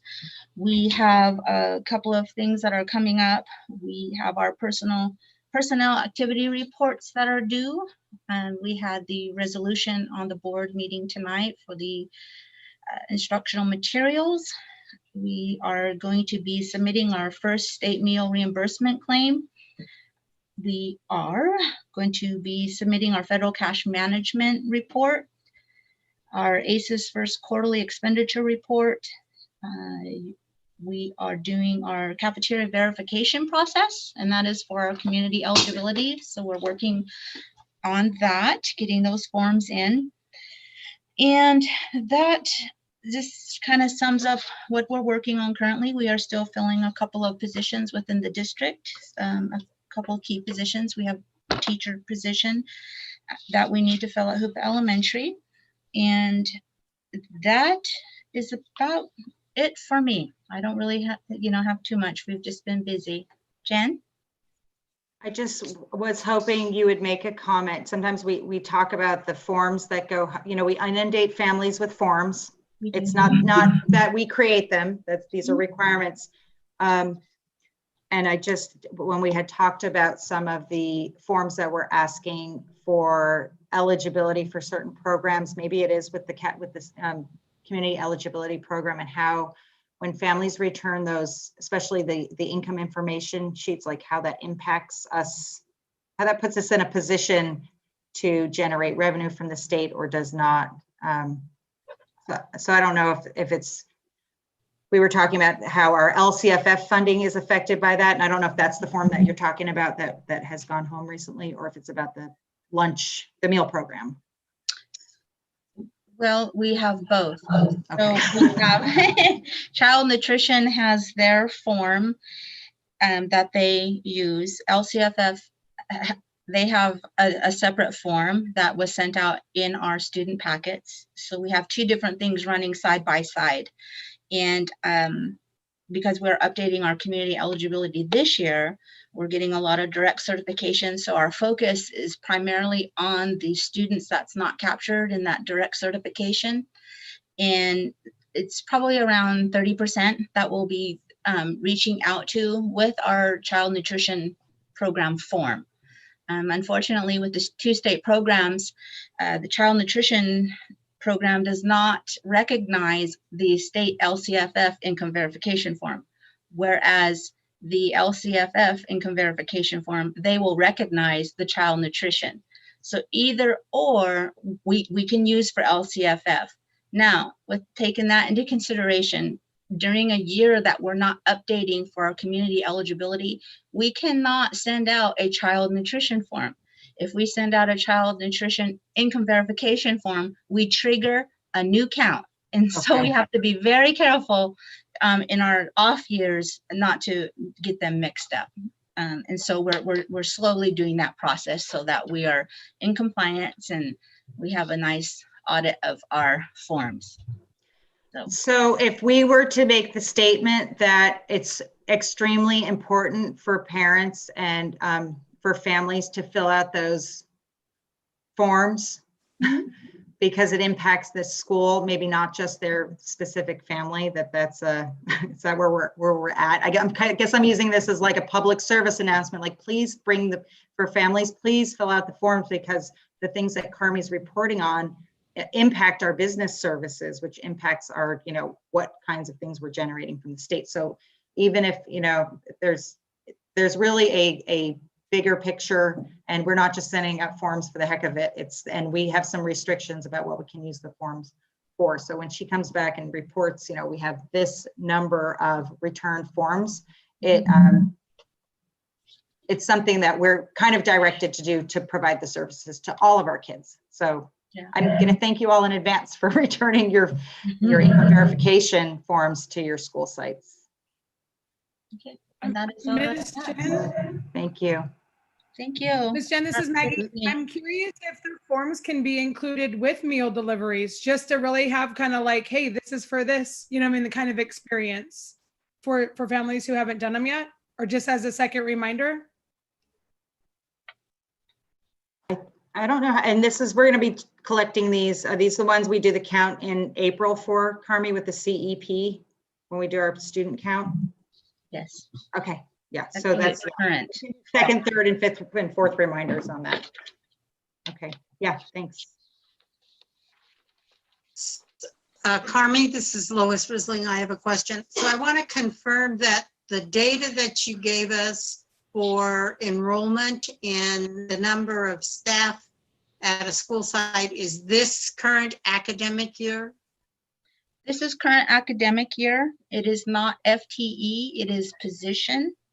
And so you may see, for example, you'll see like 10 staff at Witchbeck Elementary. We have a vacancy for 3 positions there. They may be a 2-hour, or there is a 2-hour, a 3-hour. And so what you're seeing is the total amount of positions that are open at that site. And so therefore, it has a potential of having that many staff members on site. And so it's not an FTE. So right. Excuse me? So the 10 is the 10, let's using Witchpeck, the 10 total staff are positions that are there, not necessarily bodies. Okay. And the 8, that's total students? No, that is your classified employees. So I've broken out classified employees, certificated other employees. So Witchpeck Elementary. But what about the numbers in the box? It says K 1, 2, 3, 4, 5, 6, 7, 8. Yeah, on the student side, yeah. Yes, I'm sorry, on the student side. Okay. Yes, okay. That is correct. It just lined up together. There's 8 students there. Okay, there's 8 students there. They have the potential of having 10 total staff members. Yes. If they were completely, if everybody was hired. So if you look at Orleans Elementary, that's the same thing. They have 66 students right now. Correct. That's what it means. Yes. Okay. All And right. it's I just broke wanted to out make by sure I grade. read this. And you can see by Okay. grade how many there are in each grade. Okay. Thank you. Are there any other questions? Maggie had a question in the chat. She said, can you let us know if all the staff in the report are hired or are there any vacancies? There are vacancies. Maybe in the next board report, you can just let us know where we're at with vacancies. I know that the high school, I feel like said that they had a vacancy that maybe is not being advertised right now. So just kind of like to give us a current snapshot of what positions are open and what positions aren't. And if there's a protocol in place, because I feel like I had overheard that it wasn't clear, like when we have open positions, how long they stay on EdJoin and what our recruitment efforts are.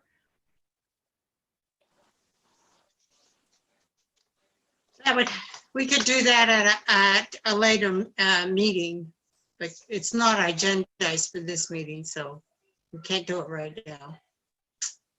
Okay. Assistant Superintendent report, Student Services, Craig Kimball.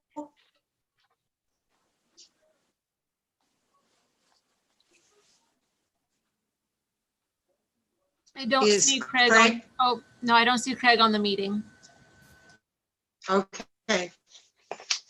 Indian Education Director's report. Aikwe, Nick now Margot Robbins. I will be very brief. So I've been advocating for students to get credit for activities they're doing at home, such as hunting, gathering, nature walks, wood cutting, cooking, etc. And the principals were very much in support of that. And the teachers are sending out activity logs for students and parents to log their child's activities on and how long they've been doing that activity, whether it's 15 minutes, half an hour, several hours, whatever, and also what subjects they connect to. So for example, cooking connects to math, a nature walk connects to science. So that is currently taking place. We've also been sending out culturally relevant activities and lessons to the teachers so they can put them in student packets. We have done a couple of books with lessons. One is the Fire Book and the other one is the Hupa Yurak Karuk Healthy Country Plan. Also done some little beading packets for necklace making. And later in the month, we'll be having an ancient skills projects with students through distance learning. That'll be for 5th graders. We've been uploading a lot of the things that we have here in the Indian Ed Resource Library onto the OneDrive so that they're easily accessible to teachers. Last year, Billy converted them into MP3 files and so that they can be uploaded and teachers can access them and stream them and show them to students through the Zoom. And we are currently getting ready to convert our Indian land tenure, the worksheets into fillable worksheets. We're looking into what would be the best program to use for that. So we are going digital and also hard copy to meet all students' needs. And that concludes my report unless there are any questions.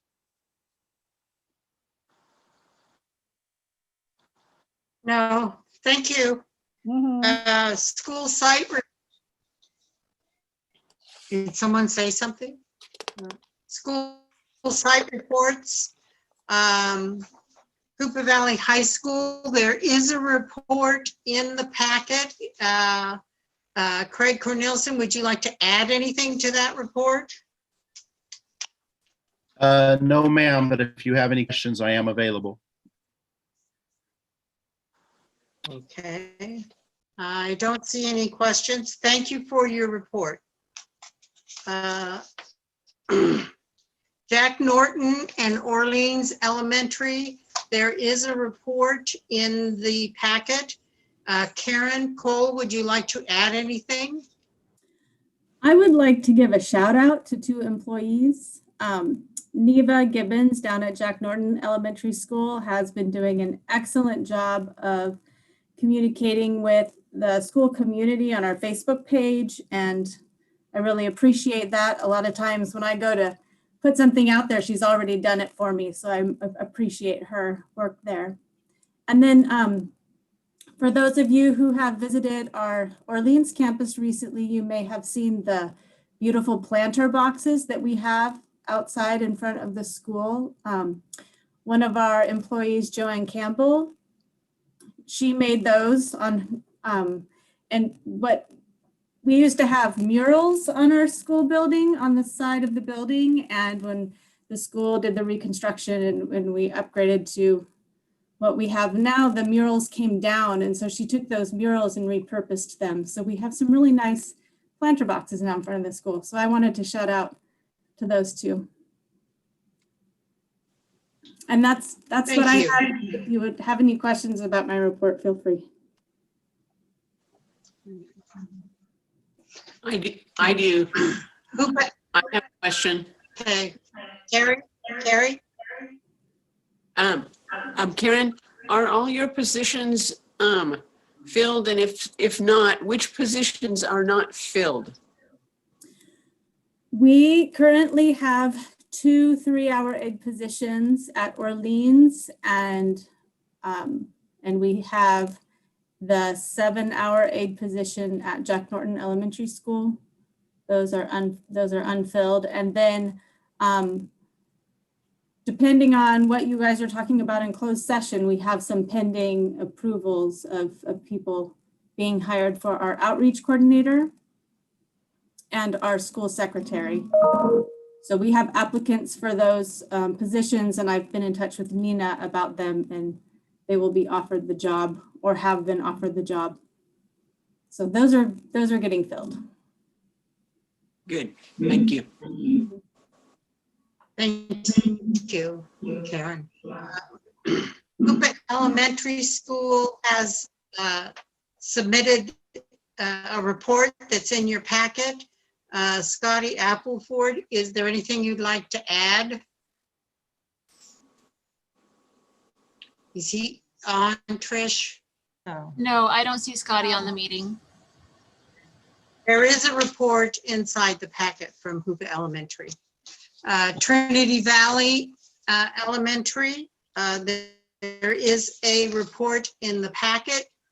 Jacqueline McCullough, would you like to add anything? Yes. So a couple things. I'll be brief though.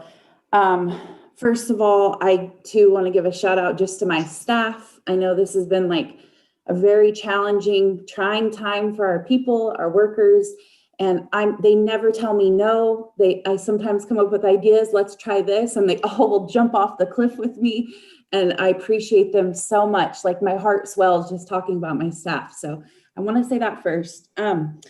Second, last year we had Smile Humboldt come to our school, and they met with all of our kids that parents gave permission for, which was most of our students. And an actual dentist came in and set up a dental chair. And I think I commented about it last year, but this year they've continued to bless us, and they send home toothbrushes and toothpaste. And a couple weeks ago, they came out with like electric toothbrushes for not just every student in our school, but every staff member at our site, like nice Oral-B, really nice. So I just wanted to mention that because that was really exciting. People were pretty excited about that. So, and then just to piggyback off of the PTO, well, first of all, I'm happy to say both my site council and PTO positions are all filled. I did not have a full board last year. And so that's really exciting. And then just to add on to what Satara said, I know that you guys couldn't vote on the trunk or treat. And to be honest, I didn't think about bringing it to the board because in the past, that's not something we'd have to have board approval for. But considering the circumstances, we definitely thought it was kind of necessary. So I am in support and I'll talk to Jen about that. But I'm excited about offering something to the community that I think will feel safe, kind of a happy medium. So thank you. Are there any questions? No, but thank you for your report. Thank you. Okay, Captain John High School has a report.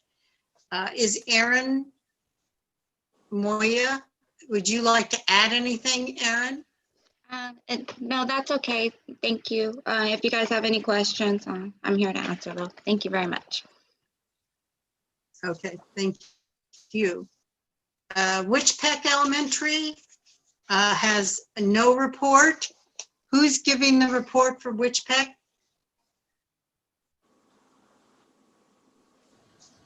I believe that was Craig Kimball. Okay. He's not here. Okay, employee group reports, Klamath Trinity Teachers Association, KTTA. Me again. Hey guys. I suppose that we as a unit, are definitely coming together and supporting each other a lot more, as we continue delivering services in COVID. It's been tough. I have been working to reach out to new employees just to check on them, see how they're doing. I would like to maybe explore some opportunities to collaborate with district office staff just to make sure that those new employees know, how to function through, forms and navigate just all of the new things that that go into taking a new job somewhere. I'm hoping that we can provide copies of contracts to our new employees because a lot of them that I've checked into don't have a copy of the bargaining agreement. So that's an important piece of them learning about being an employee at our district. And I don't have any copies and I don't know. It would be nice to have maybe a copy code at the district office too, just to support, MTSS work and whatever kind of work I need to do. But I feel like or they could just have access to things from district office staff. That would be great. I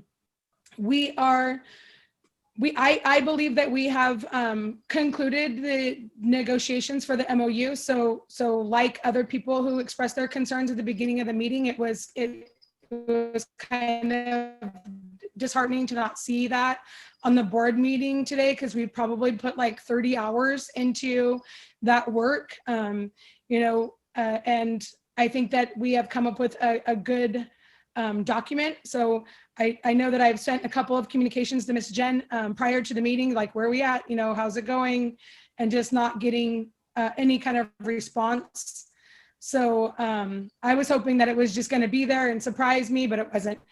So I know that we will probably have to talk about that tomorrow. We have a time tomorrow to talk and continue to look at the 1920-21 agreement and move forward with bargaining for last year and this year.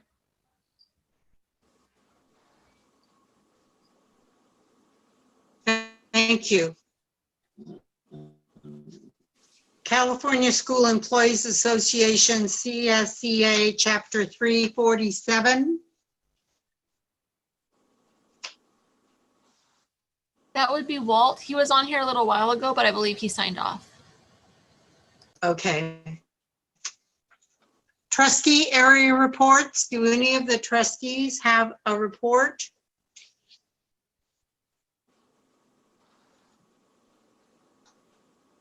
Trustee O'Gorman? Yes, I appreciate how hard it must be as a teacher to connect in the way that they would like. So I would like to report a success story. I have a granddaughter who thinks pre-kindergarten is just wonderful. She's very excited about it. TK is just wonderful. So thanks for the hard work. Thank you. Okay. The next item of business is the consent agenda.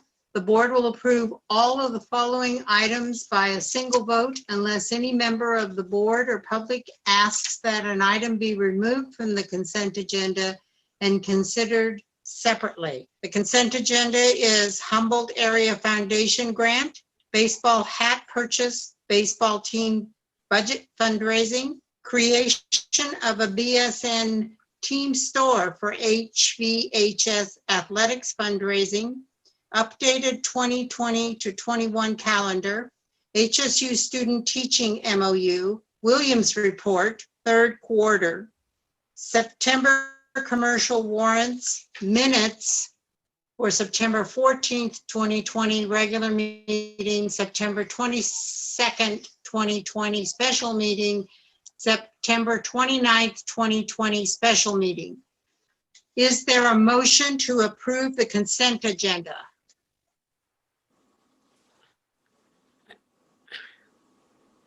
I have a question. I have a Yes. question.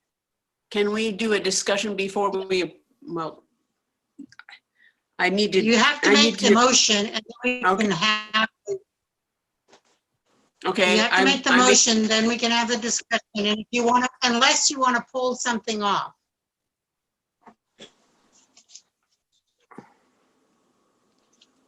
Laura Lee? Okay, I would.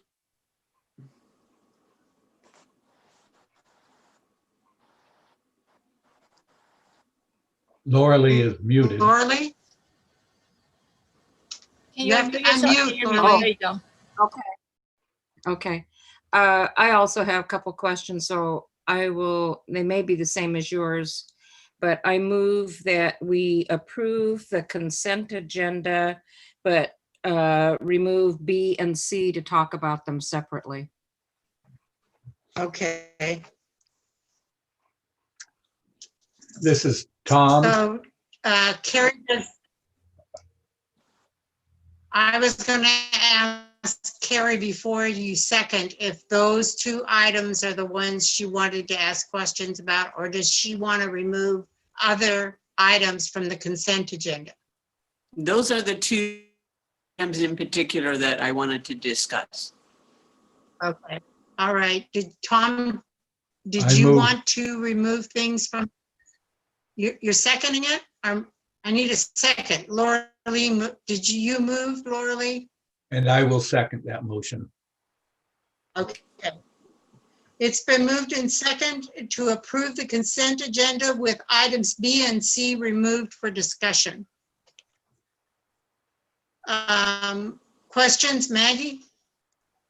Yeah, I just had a quick question. When we were presented with the, when the unit was presented with the revised calendar, that we had requested that it was presented to us in a way we would like to reflect what the calendar year looks like as we are delivering service to students, and the removal of some of the earlier release days seem to not be appropriate, or like having them seem to not be appropriate anymore because we are not releasing like early, we don't have students on campus. And so that for the purposes of putting them on the calendar was just to indicate for parents and families when their kids would be coming home.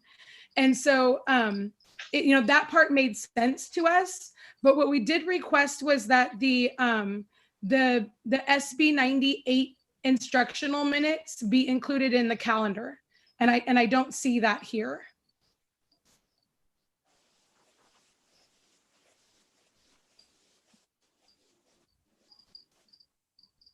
So, Jennifer, do you want to respond to that? Yeah, this update just includes the snow days that were used so that, every time that we use a snow day, we'll bring the calendar. And then that I sent a memo that I shared with the board that I sent Lois a memo about doing the updates to the calendar. We can certainly add the instructional minutes. The bell schedule is a separate issue from the calendar, but this was, this was, I think, the only additions were putting in the snow days from the last approved calendar. So those are the only changes. Okay. Lorley? Lorley? Yeah, normally we Is she- don't put the minutes on the calendar. That's a separate accounting. And so I don't see the necessity of having minutes included with the calendar because that was usually kept separate. We had asked for it to be included just so that parents understood like what their, access to the instructional day would look like. If we're communicating what our services look like through the calendar, that just adding those instructional minutes based on SB 98 would be an important part of them, empowering them to know what their students should be having access to, just like they would if they were coming to school on site. Right? When they come to school on site, they know that their kids are going to be getting instruction from 8:30 to whatever it is that the calendar states the end of the instructional day is. And so for the purposes of kind of a COVID year where it's not so clear when the kids like begin school and end school, from the union perspective, we thought it was important that since the calendar has traditionally conveyed when instructional minutes begin and end, that we at least provide them the information about how many instructional minutes their students are entitled to under this law. That's usually in a different document, not on the calendar. So we could do that with a memo to the parents, but the calendar has never had minutes on it, just minimum days, but it's been, so I hear what you're saying, but I think it could be handled with a memo to the parents. Okay. Let's vote on approving the consent agenda. Rob Weil, Aye. Martha McLaughlin, Aye. Carrie Waddy, Aye. Tom O'Gorman, Aye. Laura Lee George, Aye. Lois Risling. Aye. Motion carries.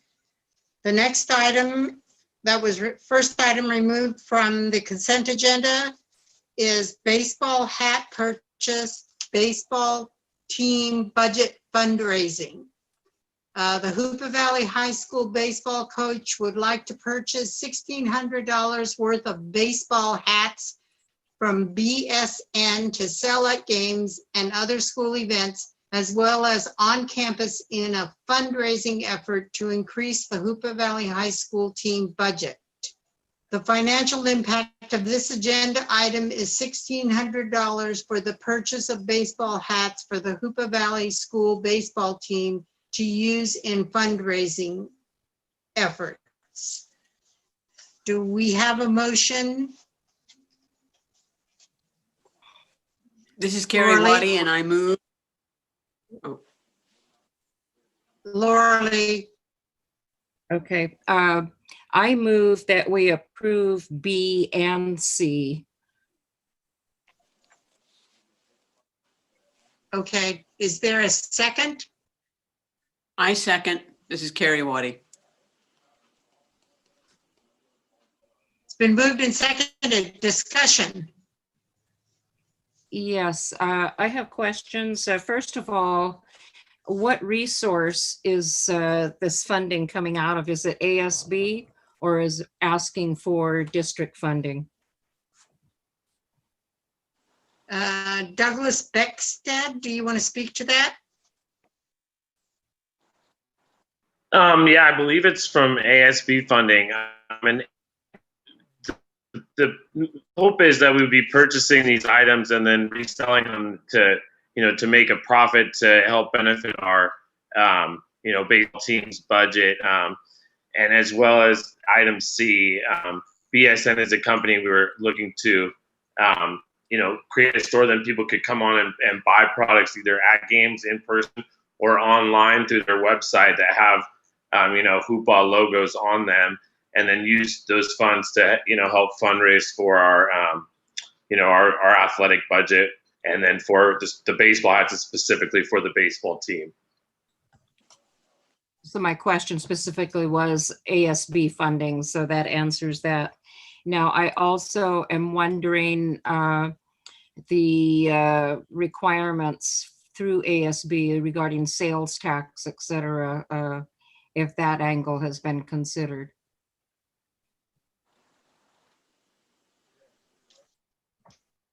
And I don't know, Carmi, maybe this is in the ASB handbook. I'm not sure. I'm rusty on that nowadays.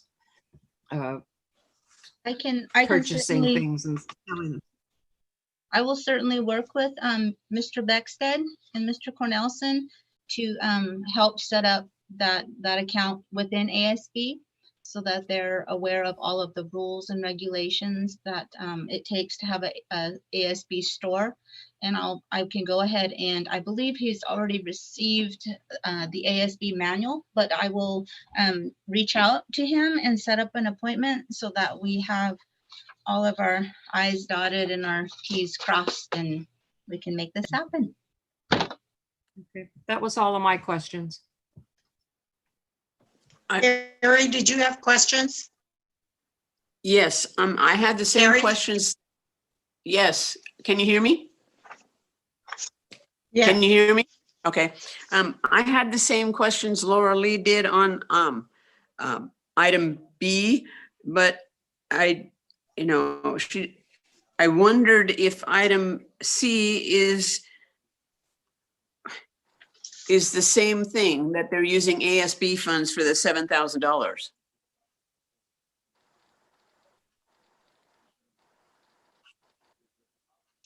What resource are you getting the Mr. Beckstead said. Yes, as far as I know, that's what I believe is when we spoke with, when I discussed this, that's what my understanding. Well, I know also, this is Craig Cornelson. We're going to have to do a little bit more work on that as far as available resources, and also, with the ASB process with kids approving this expenditure, they're getting their approval. So, yeah, we're going to have to meet with Carmi and discuss setting up that store and all of that in the moment. So we're not there yet.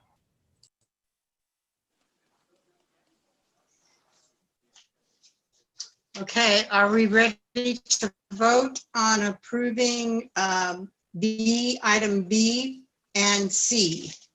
That's what the motion This is Tom. states. Tom?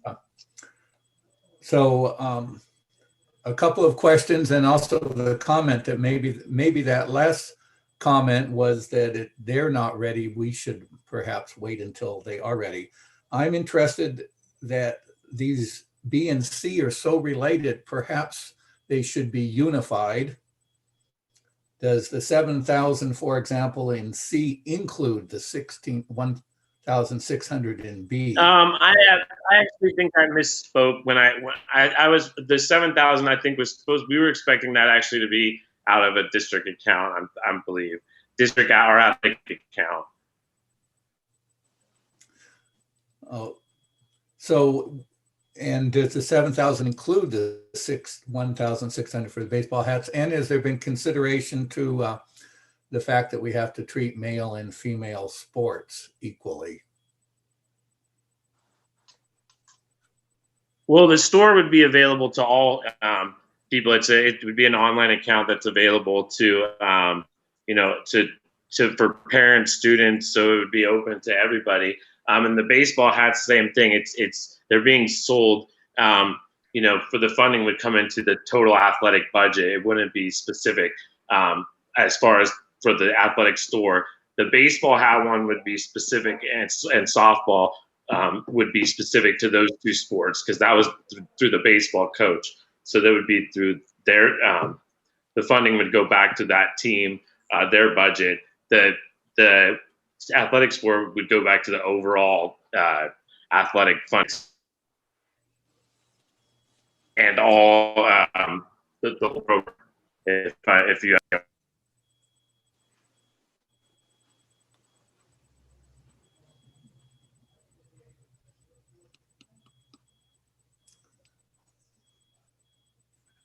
Okay, so we need to vote on this. Army has a comment. We get some, yeah. Carmi? I have a comment in regards. Carmi? I have a comment, thank you, Lois, in regards to the purchasing using district funds for the 7,000 startup and the resale. We need to have a little bit more discussion in regards to that. It's better suited coming out of an ASB sale because the funds would then have to come directly to the district where we would then monitor and deposit the funds. If that's the route that the high school would like to take, we can certainly accommodate that. And so there's two different variances that we have going. We can have this discussion. I've set up an email already that I'll be sending out tonight to discuss our options. So if the motion maker and the second want to withdraw their motion, we can refer these two items to Carmi and Jen to work with the athletic director and the principal at the high school and iron it out. And then if it needs to come back to the board, it can come back at the next meeting. I have a question, Carmi, if you would be able to, I feel like, the delay, how that would impact the program. So is the request to just allow for that level of expenditure and then we will find the funding source? Because it's kind of be a kind of a circular account. It's just kind of putting out the seed money and then reimbursing whatever account it's coming into once the sales are made. So I'm just, Lois, go ahead, Laurie. I Laurie? withdraw my, yes, I will withdraw my motion. However, if it is involving district funds at all, then I believe it needs to come back to the board. ASB funds is at the site. Yeah, it depends on what they find out. If they find out it's all student body funds, that might be a little bit different. So, right, but they need more time to work on it. What Tom said, they're not ready. Does the second withdraw the motion? Was I the second? Yes. I do.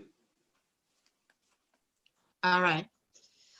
So these two items are going to be referred to, Carmi's going to call the group together with Jen working from the district office and the athletic director and the principal of Hoopa High School to figure it out and then bring it back to the board if it's required. Okay. All right. Next is action items. Public hearing and resolution for sufficiency of instructional materials. Public hearing regarding textbook sufficiency and resolution, number 2020-04, which verifies that each student in each school has sufficient textbooks and materials that are aligned to the content standards. Approval resolution 2020-04, which verifies that each student in each school has sufficient textbooks and materials that are aligned to the content standards. this is a public hearing, right, Trish? That is correct. I did not receive any comments on this item. But we still need to be open for the public hearing, right? Do we, Yes. like, at least 5 minutes to see if we, Well, it was No. the same as the public comment that she would have received at the beginning. Like for the next public part, there's public Yes, comment, it is. which, so that Okay. came in. The public comment for the next one is, it's the same thing. She's already got all the public comment. so do we need to make a motion on this to approve the resolution? Maggie? Maggie? You have your mute button on. I'm fixed now. Sorry about that. I'm curious about the assessment tools that were done to make this resolution. Like how were staff communicated with in order to, for them to say whether or not they have the materials? I just know that we started the year without materials, and and that a lot of staff were coming to me with concerns about not having materials to give out to students. And I'm just curious, how do we know that those materials have been provided and that staff have given you this assurance?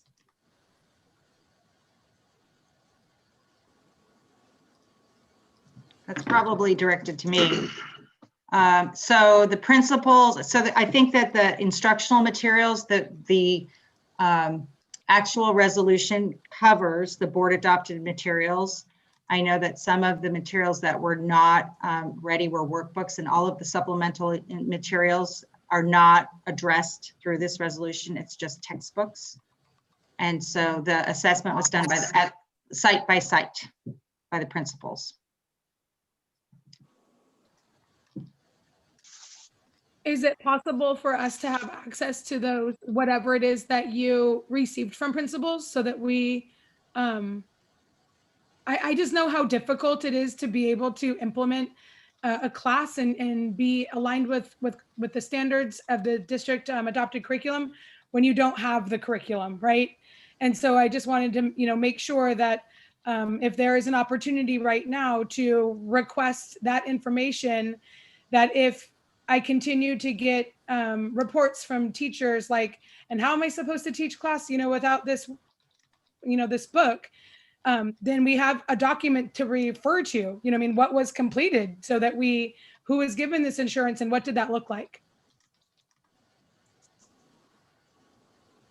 Well, the resolution does list the textbooks by grade level. And it says which ones that they're using by grade level for mathematics, science, history, social science, and English language arts.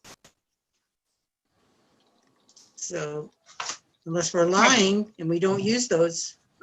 Well, yeah, and I will meet. So I have a procedural issue. One is about the way that the discussion piece, we can still have that, but I am noting I'll meet with the principals, and I can reconfirm what they assessed and assured to me to be able to put this in. So I've already noted that. I have a list of things that have been requested that I'm not going to produce at this meeting, obviously, because we're in the middle of a business meeting.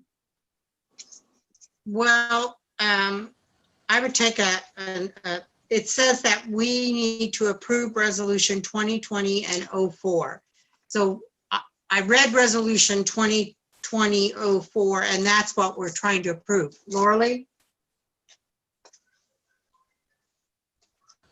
Yes. You need to unmute. Okay. I just did, I think. Yes.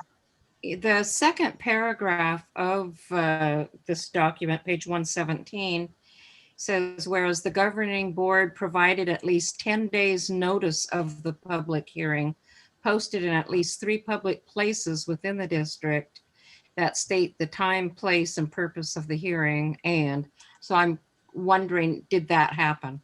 Yes, it did. I posted, I had it posted at all the sites, and it was posted at the post office and or stores in the communities.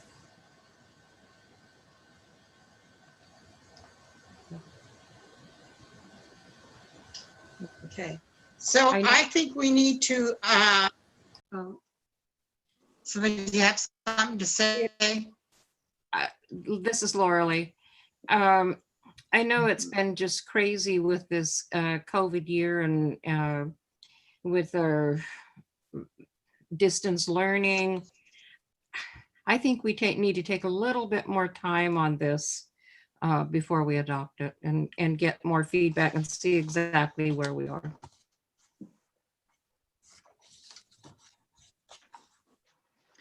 Well, So this is do a you wanna make a resolution. motion?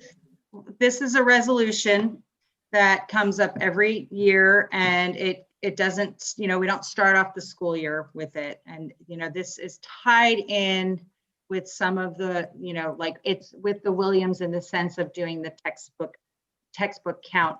It's not about if we like the instructional materials or people have suggestions for preferred materials. It's do we have the materials that the board has previously adopted. And I have, I'm frequently in touch with the Humboldt County Office of Education and the different departments. And so just before we had the meeting, I was just kind of wrapping things up with Lori Breyer. She's the person that comes and actually does our Williams walkthrough. And she again said, if you don't have having workbooks is not counting workbook. This is a textbook count for students. And so I sent a memo to the principals. Some of the school sites are, they're all subject to the Williams, parameters, but some have specific documentation they need to provide to the county in terms of the sufficiency of instructional materials. And we even talked about how even the schools that don't have to provide that documentation to the county, it'd be good practice to just do it, to do the inventory. And so I sent the memo out to the principals, and some of them have that documentation through their Williams review, and then the ones that do not, the principal said, I'm ready to give you the update, and yes, we have them. So in terms of my communication to the sites and then bringing that back to the board, that was happening through our site administrators that were asserting that they had the textbooks. I think that sometimes, that's what we're required to report on. Jen, can I also comment? Like for Trinity Valley, we have some textbooks that are still on order that we're waiting for. So when I turned in my book, Williams review to the county, I actually just gave it to them today. I also sent them the purchase order with the books that are on order. There's just a couple different ones. So, and they accepted that. So I just want to support that. Also make that comment. Okay, Lois, then I'm prepared. Orly? I move that we approve the resolution. Is there a second? I second. It's been moved and seconded to approve the resolution number Finding of- 2020-04.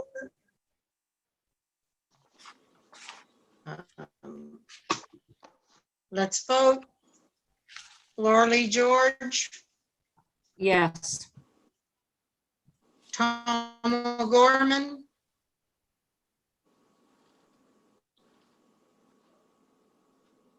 Yes. Tom, Yes. Terry Waddy, Yes. Martha McLaughlin, Yes. Rob Wild, Yes. Lois Risling. Yes, motion carries. Okay.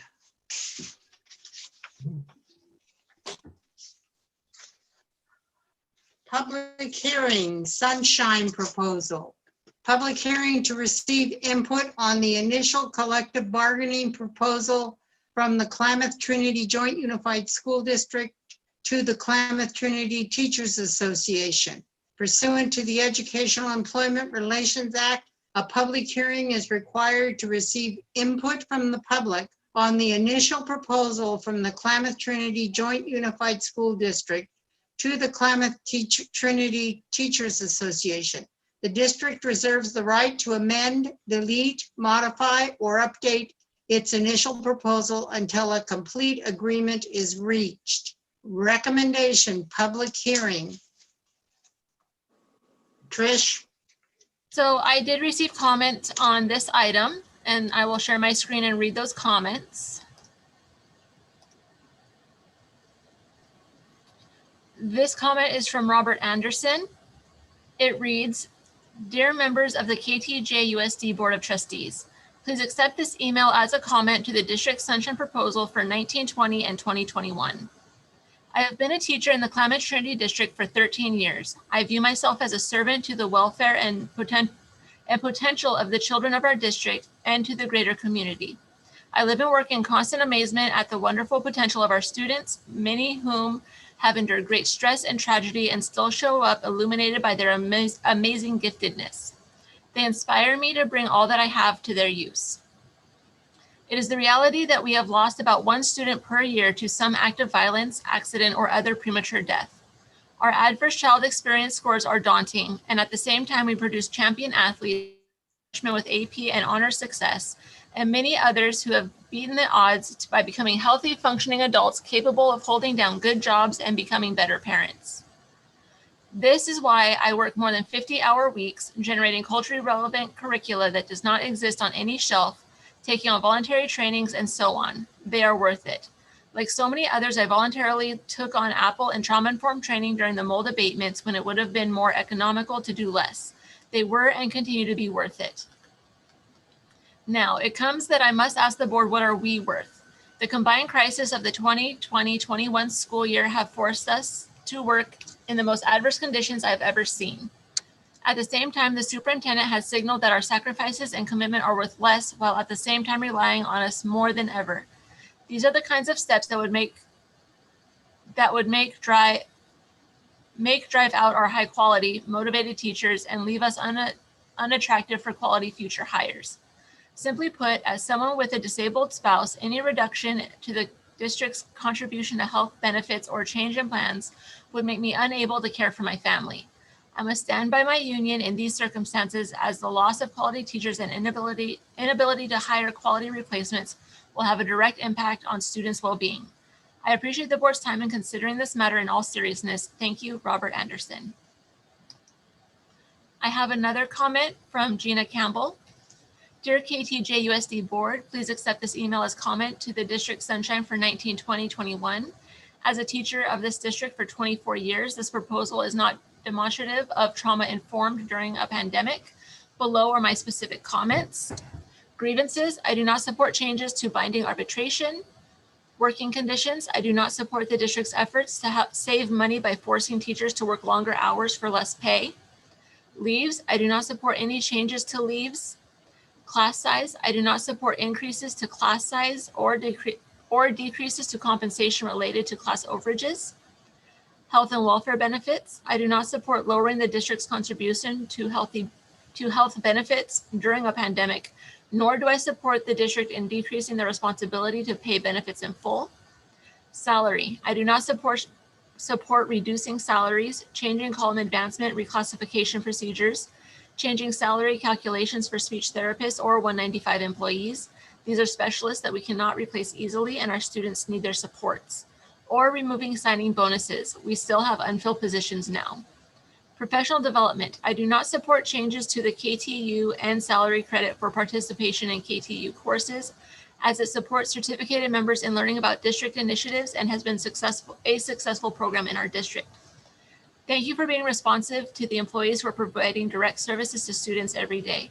We are working very hard and would like to see the district make efforts to show appreciation for our commitment to students and families. This is from Teresa Sear. It says, "Dear KTJUSD Board, please accept this email as comment to the District Sunshine for 1920-21. As a teacher of this district for 26 years, this proposal is not reflective or support or appreciation during a very challenging time. Below are my specific comments. Grievances, I do not support changes to binding arbitration. Working conditions. I do not support the district's efforts to save money by forcing teachers to work longer hours for less pay. Leaves. I do not support any changes to leaves. Class size. I do not support increases to class size or decreases to compensation related to class overages. Health and welfare benefits. I do not support lowering the district's contribution to health benefits during a pandemic, nor do I support the district in decreasing the responsibility to pay benefits in full. Salary. I do not support reducing salaries, changing column advancement, reclassification procedures, changing salary calculations for speech therapists or 195 employees. These are specialists that we cannot replace easily and our students need their supports. Or removing signing bonuses. We still have unfilled positions now. Professional development. I do not support changes to the KTU and salary credit for participation in KTU courses, as it supports certificated members in learning about district initiatives and has been a successful program in our district. Thank you for being responsive to the employees who are providing direct services to students every day. We are working very hard and would like to see the district make efforts to show appreciation for our commitment to students and families. Teresa Sear, HES first grade teacher. I have a comment from Neva Gibbons. Dear KTJUSD board, please accept this email as comment to the district sunshine for 1920-2021. As a teacher of this district for 5 years, this proposal is not reflective of support or appreciation during a very challenging time. Below are my specific comments. Grievances. I do not support changes to the binding arbitration. Working conditions. I do not support the district's efforts to save money by forcing teachers to work longer hours for less pay. Leaves. I do not support any changes to leaves. Class size. I do not support increases to class size or decreases to compensation related to class overages. Health and welfare benefits. I do not support lowering the district's contribution to health benefits during a pandemic, nor do I support the district in decreasing their responsibility to pay benefits in full. Salary. I do not support reducing salaries, changing column advancement reclassification procedures, changing salary calculations for speech therapists or 195 employees. These are specialists that we cannot replace easily and our students need their supports. Or removing signing bonuses. We still have unfilled positions now. Professional development. I do not support changes to the KTU and salary credit for participation in KTU courses, as it supports certificated members in learning about district initiatives and has been a successful program in our district. Thank you for being responsive to the employees who are providing direct services to students every day. We are working very hard and would like to see the district make efforts to show appreciation for our commitment to students and families. I have a comment from Kirsten Wright. Dear KTJUSD board, please accept this email as comment to the district sunshine for 1920-2021. As a teacher of this district for 9 years, this proposal is disheartening and not a way to begin a new relationship with the superintendent. The areas of concern are listed below. Grievances. I do not support changes to the binding arbitration. Working conditions. I do not support the district's effort to save money by forcing teachers to work longer hours for less pay. Leaves. I do not support any changes to leaves. Class size. I do not support increases to class size or decreases to compensation related to class overages. Health and welfare benefits. I do not support lowering the district's contribution to health benefits during a pandemic, nor do I support the district in decreasing their responsibility to pay benefits in full. Salary. I do not support reducing salaries, changing column advancement reclassification procedures, changing salary calculations for speech therapists or 195 employees. These are specialists that we cannot replace easily and our students need their supports. Or removing signing bonuses. We still have unfilled positions now. Professional development. I do not support changes to the KTU and salary credit for participation in KTU courses, as it supports certificated members in learning about our district initiatives and has been a successful program in our district. Thank you for being responsive to the employees who are providing direct services to students every day. We are working very hard and would like to see the district make efforts to show appreciation for our commitment to students and families. Sincerely, Kirsten Wright, teacher, Wichpeck Magnet School. I have a comment from, this is Vicki Kurtz. Dear KTJUSD board, please accept this email as comment to the district's sunshine for 1920-2021. As a teacher of this district for 35 years, this proposal is not reflective of support or appreciation during a very challenging time. Below are my specific comments. Grievances. I do not support changes to the binding arbitration. Working conditions. I do not support the district's effort to save money by forcing teachers to work longer hours for less pay. Leaves. I do not support any changes to leaves. Class size. I do not support increases to class size or decreases to compensation related to class overages.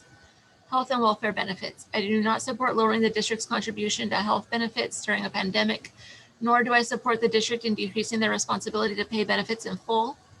Salary. I do not support reducing salaries, changing column advancement, reclassification procedures, changing salary calculations for speech therapists or 195 employees. These are specialists that we cannot replace easily, and our students need their supports. Or removing signing bonuses. We still have unfilled positions now. Professional development. I do not support the KTU and I do not support changes to the KTU and salary credit for participation in KTU courses, as it supports certificated members in learning about district initiatives and has been a successful program in our district. Thank you for being responsive to the employees who are providing direct services to our students every day. We are working very hard and would like to see the district make efforts to show appreciation for our commitment to students and families. Maggie Peters. Dear KTJUSD Board, please accept this email as comment to the District Sunshine for 1920-2021. As a teacher of this district for 14 years, this proposal is disheartening, as it appears as though all the relationship building and attempts to make our district appealing to retain teachers is under attack. Our collective bargaining agreement is not just the certificated contract, it reflects years of compromise and support for the district as well as the unit members. Please do not approve this sunshine as it reads, as our teachers are working harder than they ever have to support our community during a global pandemic. Below are my specific comments. Grievances. I do not support changes to the binding arbitration.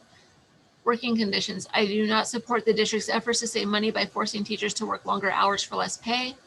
Leaves. I do not support any changes to leaves. Class size. I do not support increases to class size or decreases to compensation related to class overages. Health and welfare benefits. I do not support lowering the district's contribution to health benefits during a pandemic, nor do I support the district in decreasing their responsibility to pay benefits in full.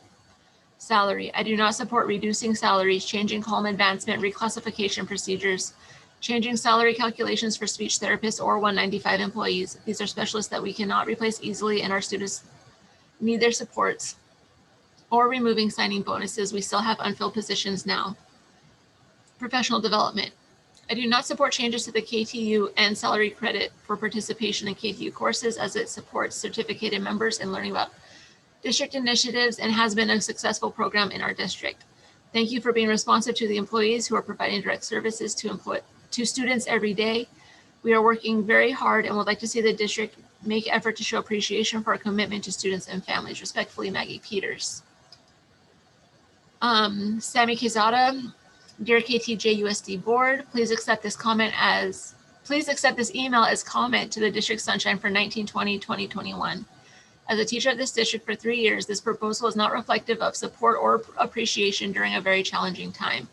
Below are my specific comments. Grievances. I do not support changes to the binding arbitration. Working conditions. I do not support the district's effort to save money by forcing teachers to work longer hours for less pay. Leaves. I do not support any changes to leaves. Class size. I do not support increases to class size or decreases to compensation related to class overages. Health and welfare benefits. I do not support lowering the district's contribution to health benefits during a pandemic, nor do I support the district in decreasing their responsibility to pay benefits in full. Salary. I do not support reducing salaries, changing column advancement, reclassification procedures, changing salary calculations for speech therapists or 195 employees. These are specialists that we cannot replace easily, and our students need their supports. Or removing signing bonuses. We still have unfilled positions now. Professional development. I do not support changes to the KTU and salary credit for participation in KTU courses, as it supports certificated members in learning about district initiatives and has been a successful program in our district. Thank you for being responsive to the employees who are providing direct services to students every day. We are working very hard and would like to see the district make efforts to show appreciation for our commitment to students and families. I have a comment from Stephanie Sylvia. Dear KTJUSD Board, please accept this email as comment to the District Sunshine for 1920-2021. As a teacher of this district for 7 years, this proposal is not reflective of support or appreciation during a very challenging time of a worldwide pandemic. Please below are my specific comments. Grievances. I do not support changes to the binding arbitration. Working conditions. I do not support the district's efforts to save money by forcing teachers to work longer hours for less pay. Leaves. I do not support any changes to leaves. Class size. I do not support increases to class size or decreases to compensation related to class overages. Health and welfare benefits. I do not support lowering the district's contribution to health benefits during a pandemic, nor do I support the district in decreasing their responsibility to pay benefits in full. Salary. I do not support reducing salaries, changing column advancement reclassification procedures, changing salary calculations for speech therapists or 195 employees. These are specialists that we cannot replace easily and our students need their supports. Or removing signing bonuses. We still have unfilled positions now. Professional development. I do not support changes to the KTU and salary credit for participation in KTU courses, as it supports certificated members in learning about district initiatives and has been a successful program in our district. Thank you for being responsive to the employees who are providing direct services to students every day. We are working very hard and would like to see the district make efforts to show appreciation for our commitment to students and families. We are giving it all and then some. Respectfully, Stephanie Sylvia. I have a comment from Kim Stevens. Dear KTJUSD Board, please accept this email as comment to the District Sunshine for 1920-2021. As a teacher of this district for 23 years, this proposal is disheartening. Below are my specific comments. Grievances. I do not support changes to the binding arbitration. Working conditions. I do not support the district's efforts to save money by forcing teachers to work longer hours for less pay. Teachers are already donating time so that there can be built-in time slot weekly for collaborations, of which the district took 2 of those time slots. Leaves. I do not support any changes to leaves. Class size. I do not support increases to class size or decreases to compensation related to class size or class overages. Health and welfare benefits. I do not support lowering the district's contribution to health benefits during a pandemic, nor do I support the district in decreasing their responsibility to pay benefits in full. My personal contribution went from $364.62 in April to $569.22 in September. I have already had a significant cost to my health and welfare benefits. Salary. I do not support reducing salaries, changing column advancement reclassification procedures, changing salary calculations for speech therapists or 195 employees. These are specialists that we cannot replace easily and our students need their supports. Or removing signing bonuses. We still have unfilled positions now. It is extremely difficult to recruit and retain quality teachers, staff to build relationships with students to support our trauma-informed model created by the district. Professional development. I do not support changes to the KTU and salary credit for participation in KTU courses, as it supports certificated members in learning about district initiatives and has been a successful program in our district. Thank you for being responsive to the employees for providing direct services to our students every day.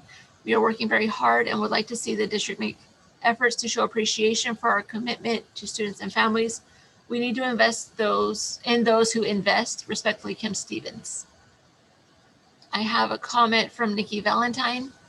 Dear KTJUSD Board, please accept this email as comment to the District Sunshine for 1920-2021. As a teacher of this district going on 5 years, this proposal is not reflective of support or appreciation during a very challenging time. Below are my specific comments. Grievances. I do not support changes to the binding arbitration. Working conditions. I do not support the district's effort to save money by forcing teachers to work longer hours for less pay. Leaves. I do not support any changes to leaves. Class size. I do not support increases to class size or decreases to compensation related to class overages. Health and welfare benefits. I do not support lowering the district's contribution to health benefits during a pandemic, nor do I support the district in decreasing their responsibility to pay benefits in full. Salary. I do not support reducing salaries, changing column advancement reclassification procedures, changing salary calculations for speech therapists or 195 employees. These are specialists that we cannot replace easily and our students need their supports. Or removing signing bonuses. We still have unfilled positions now. Professional development. I do not support changes to the KTU and salary credit for participation in KTU courses, as it supports certificated members in learning about district initiatives and has been a successful program in our district. Thank you for being responsive to the employees who are providing direct services to students every day. We are working very hard and would like to see the district make efforts to show appreciation for our commitment to students and families. Nikki Valentine. And the last comment I received was from Thomas Bay. Dear KTJUSD Board, please accept this email as comment to the District Sunshine for 1920-2021. As a teacher of this district for 7 years, this proposal has been disheartened. I am concerned with the working conditions that we have been and are going to experience when students come back on campus. I'm concerned for the safety of my students, staff, and for myself. The lack of communication and a plan has made it difficult to plan and communicate with families. Tom Bay, SDC teacher, Trinity Valley. And that is all the public comment that I received. Okay. All right, so we can declare the public hearing closed, right?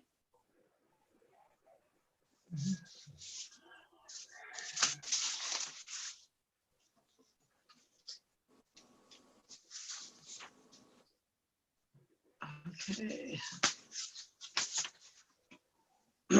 Next item, smoke protocols handbook. This is an informational item. Oh no, we need to have a motion to approve the smoke protocols handbook. Is there a motion? This is Tom. I move we To accept approve. the smoke protocol handbook. Okay, is there a second? I will second that with small edits. That's open for discussion now. You can do your edits. Okay, I was reading the document and there's only one thing that I kept fumbling over, and that is we have a health and safety office, which is actually the wellness center's number. Are we talking about the same place? If so, we need to either do a wellness center / health safety office, make that more clear. What page are you on? I'd like to ask Carmi to comment on that. I just have a question that is related to that we can discuss. Because MTO is involved with health and safety as well. So we kind of have a double, you know. Well, I was specifically looking at the health and safety team on page 5. The health and safety team can provide in-person training to schedule, contact health and safety office, and it gives extension 2210, which is exactly the same extension as the wellness center. Wellness center. Right. I just think there needs to be clarity. Who are we calling them where? That was put in because we have a health officer in which it would be at the wellness center. It's our district nurse, and the safety side of the team is our school resource officer.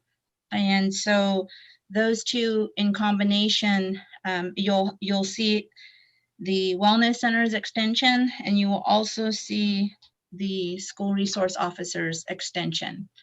The 1047? Yes. Okay, thanks. Because they're all, it's those are the two main contacts, and I realize MTO is also a part of this, but as far specifically with the training, it's one department that would, you know, put those in motion, and so that's what that's for, is to kind of differentiate. Yeah, thank you.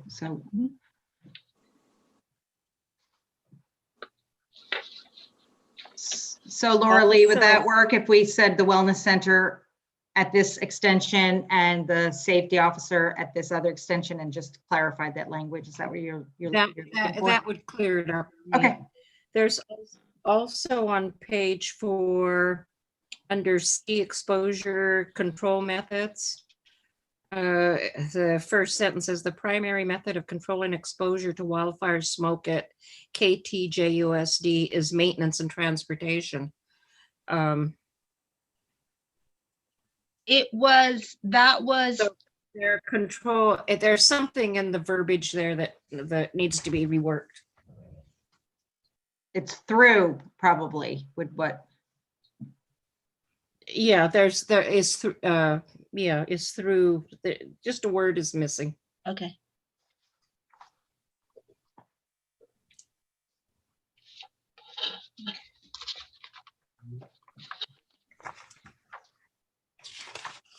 And that was all I had. Anyone else have comments or changes?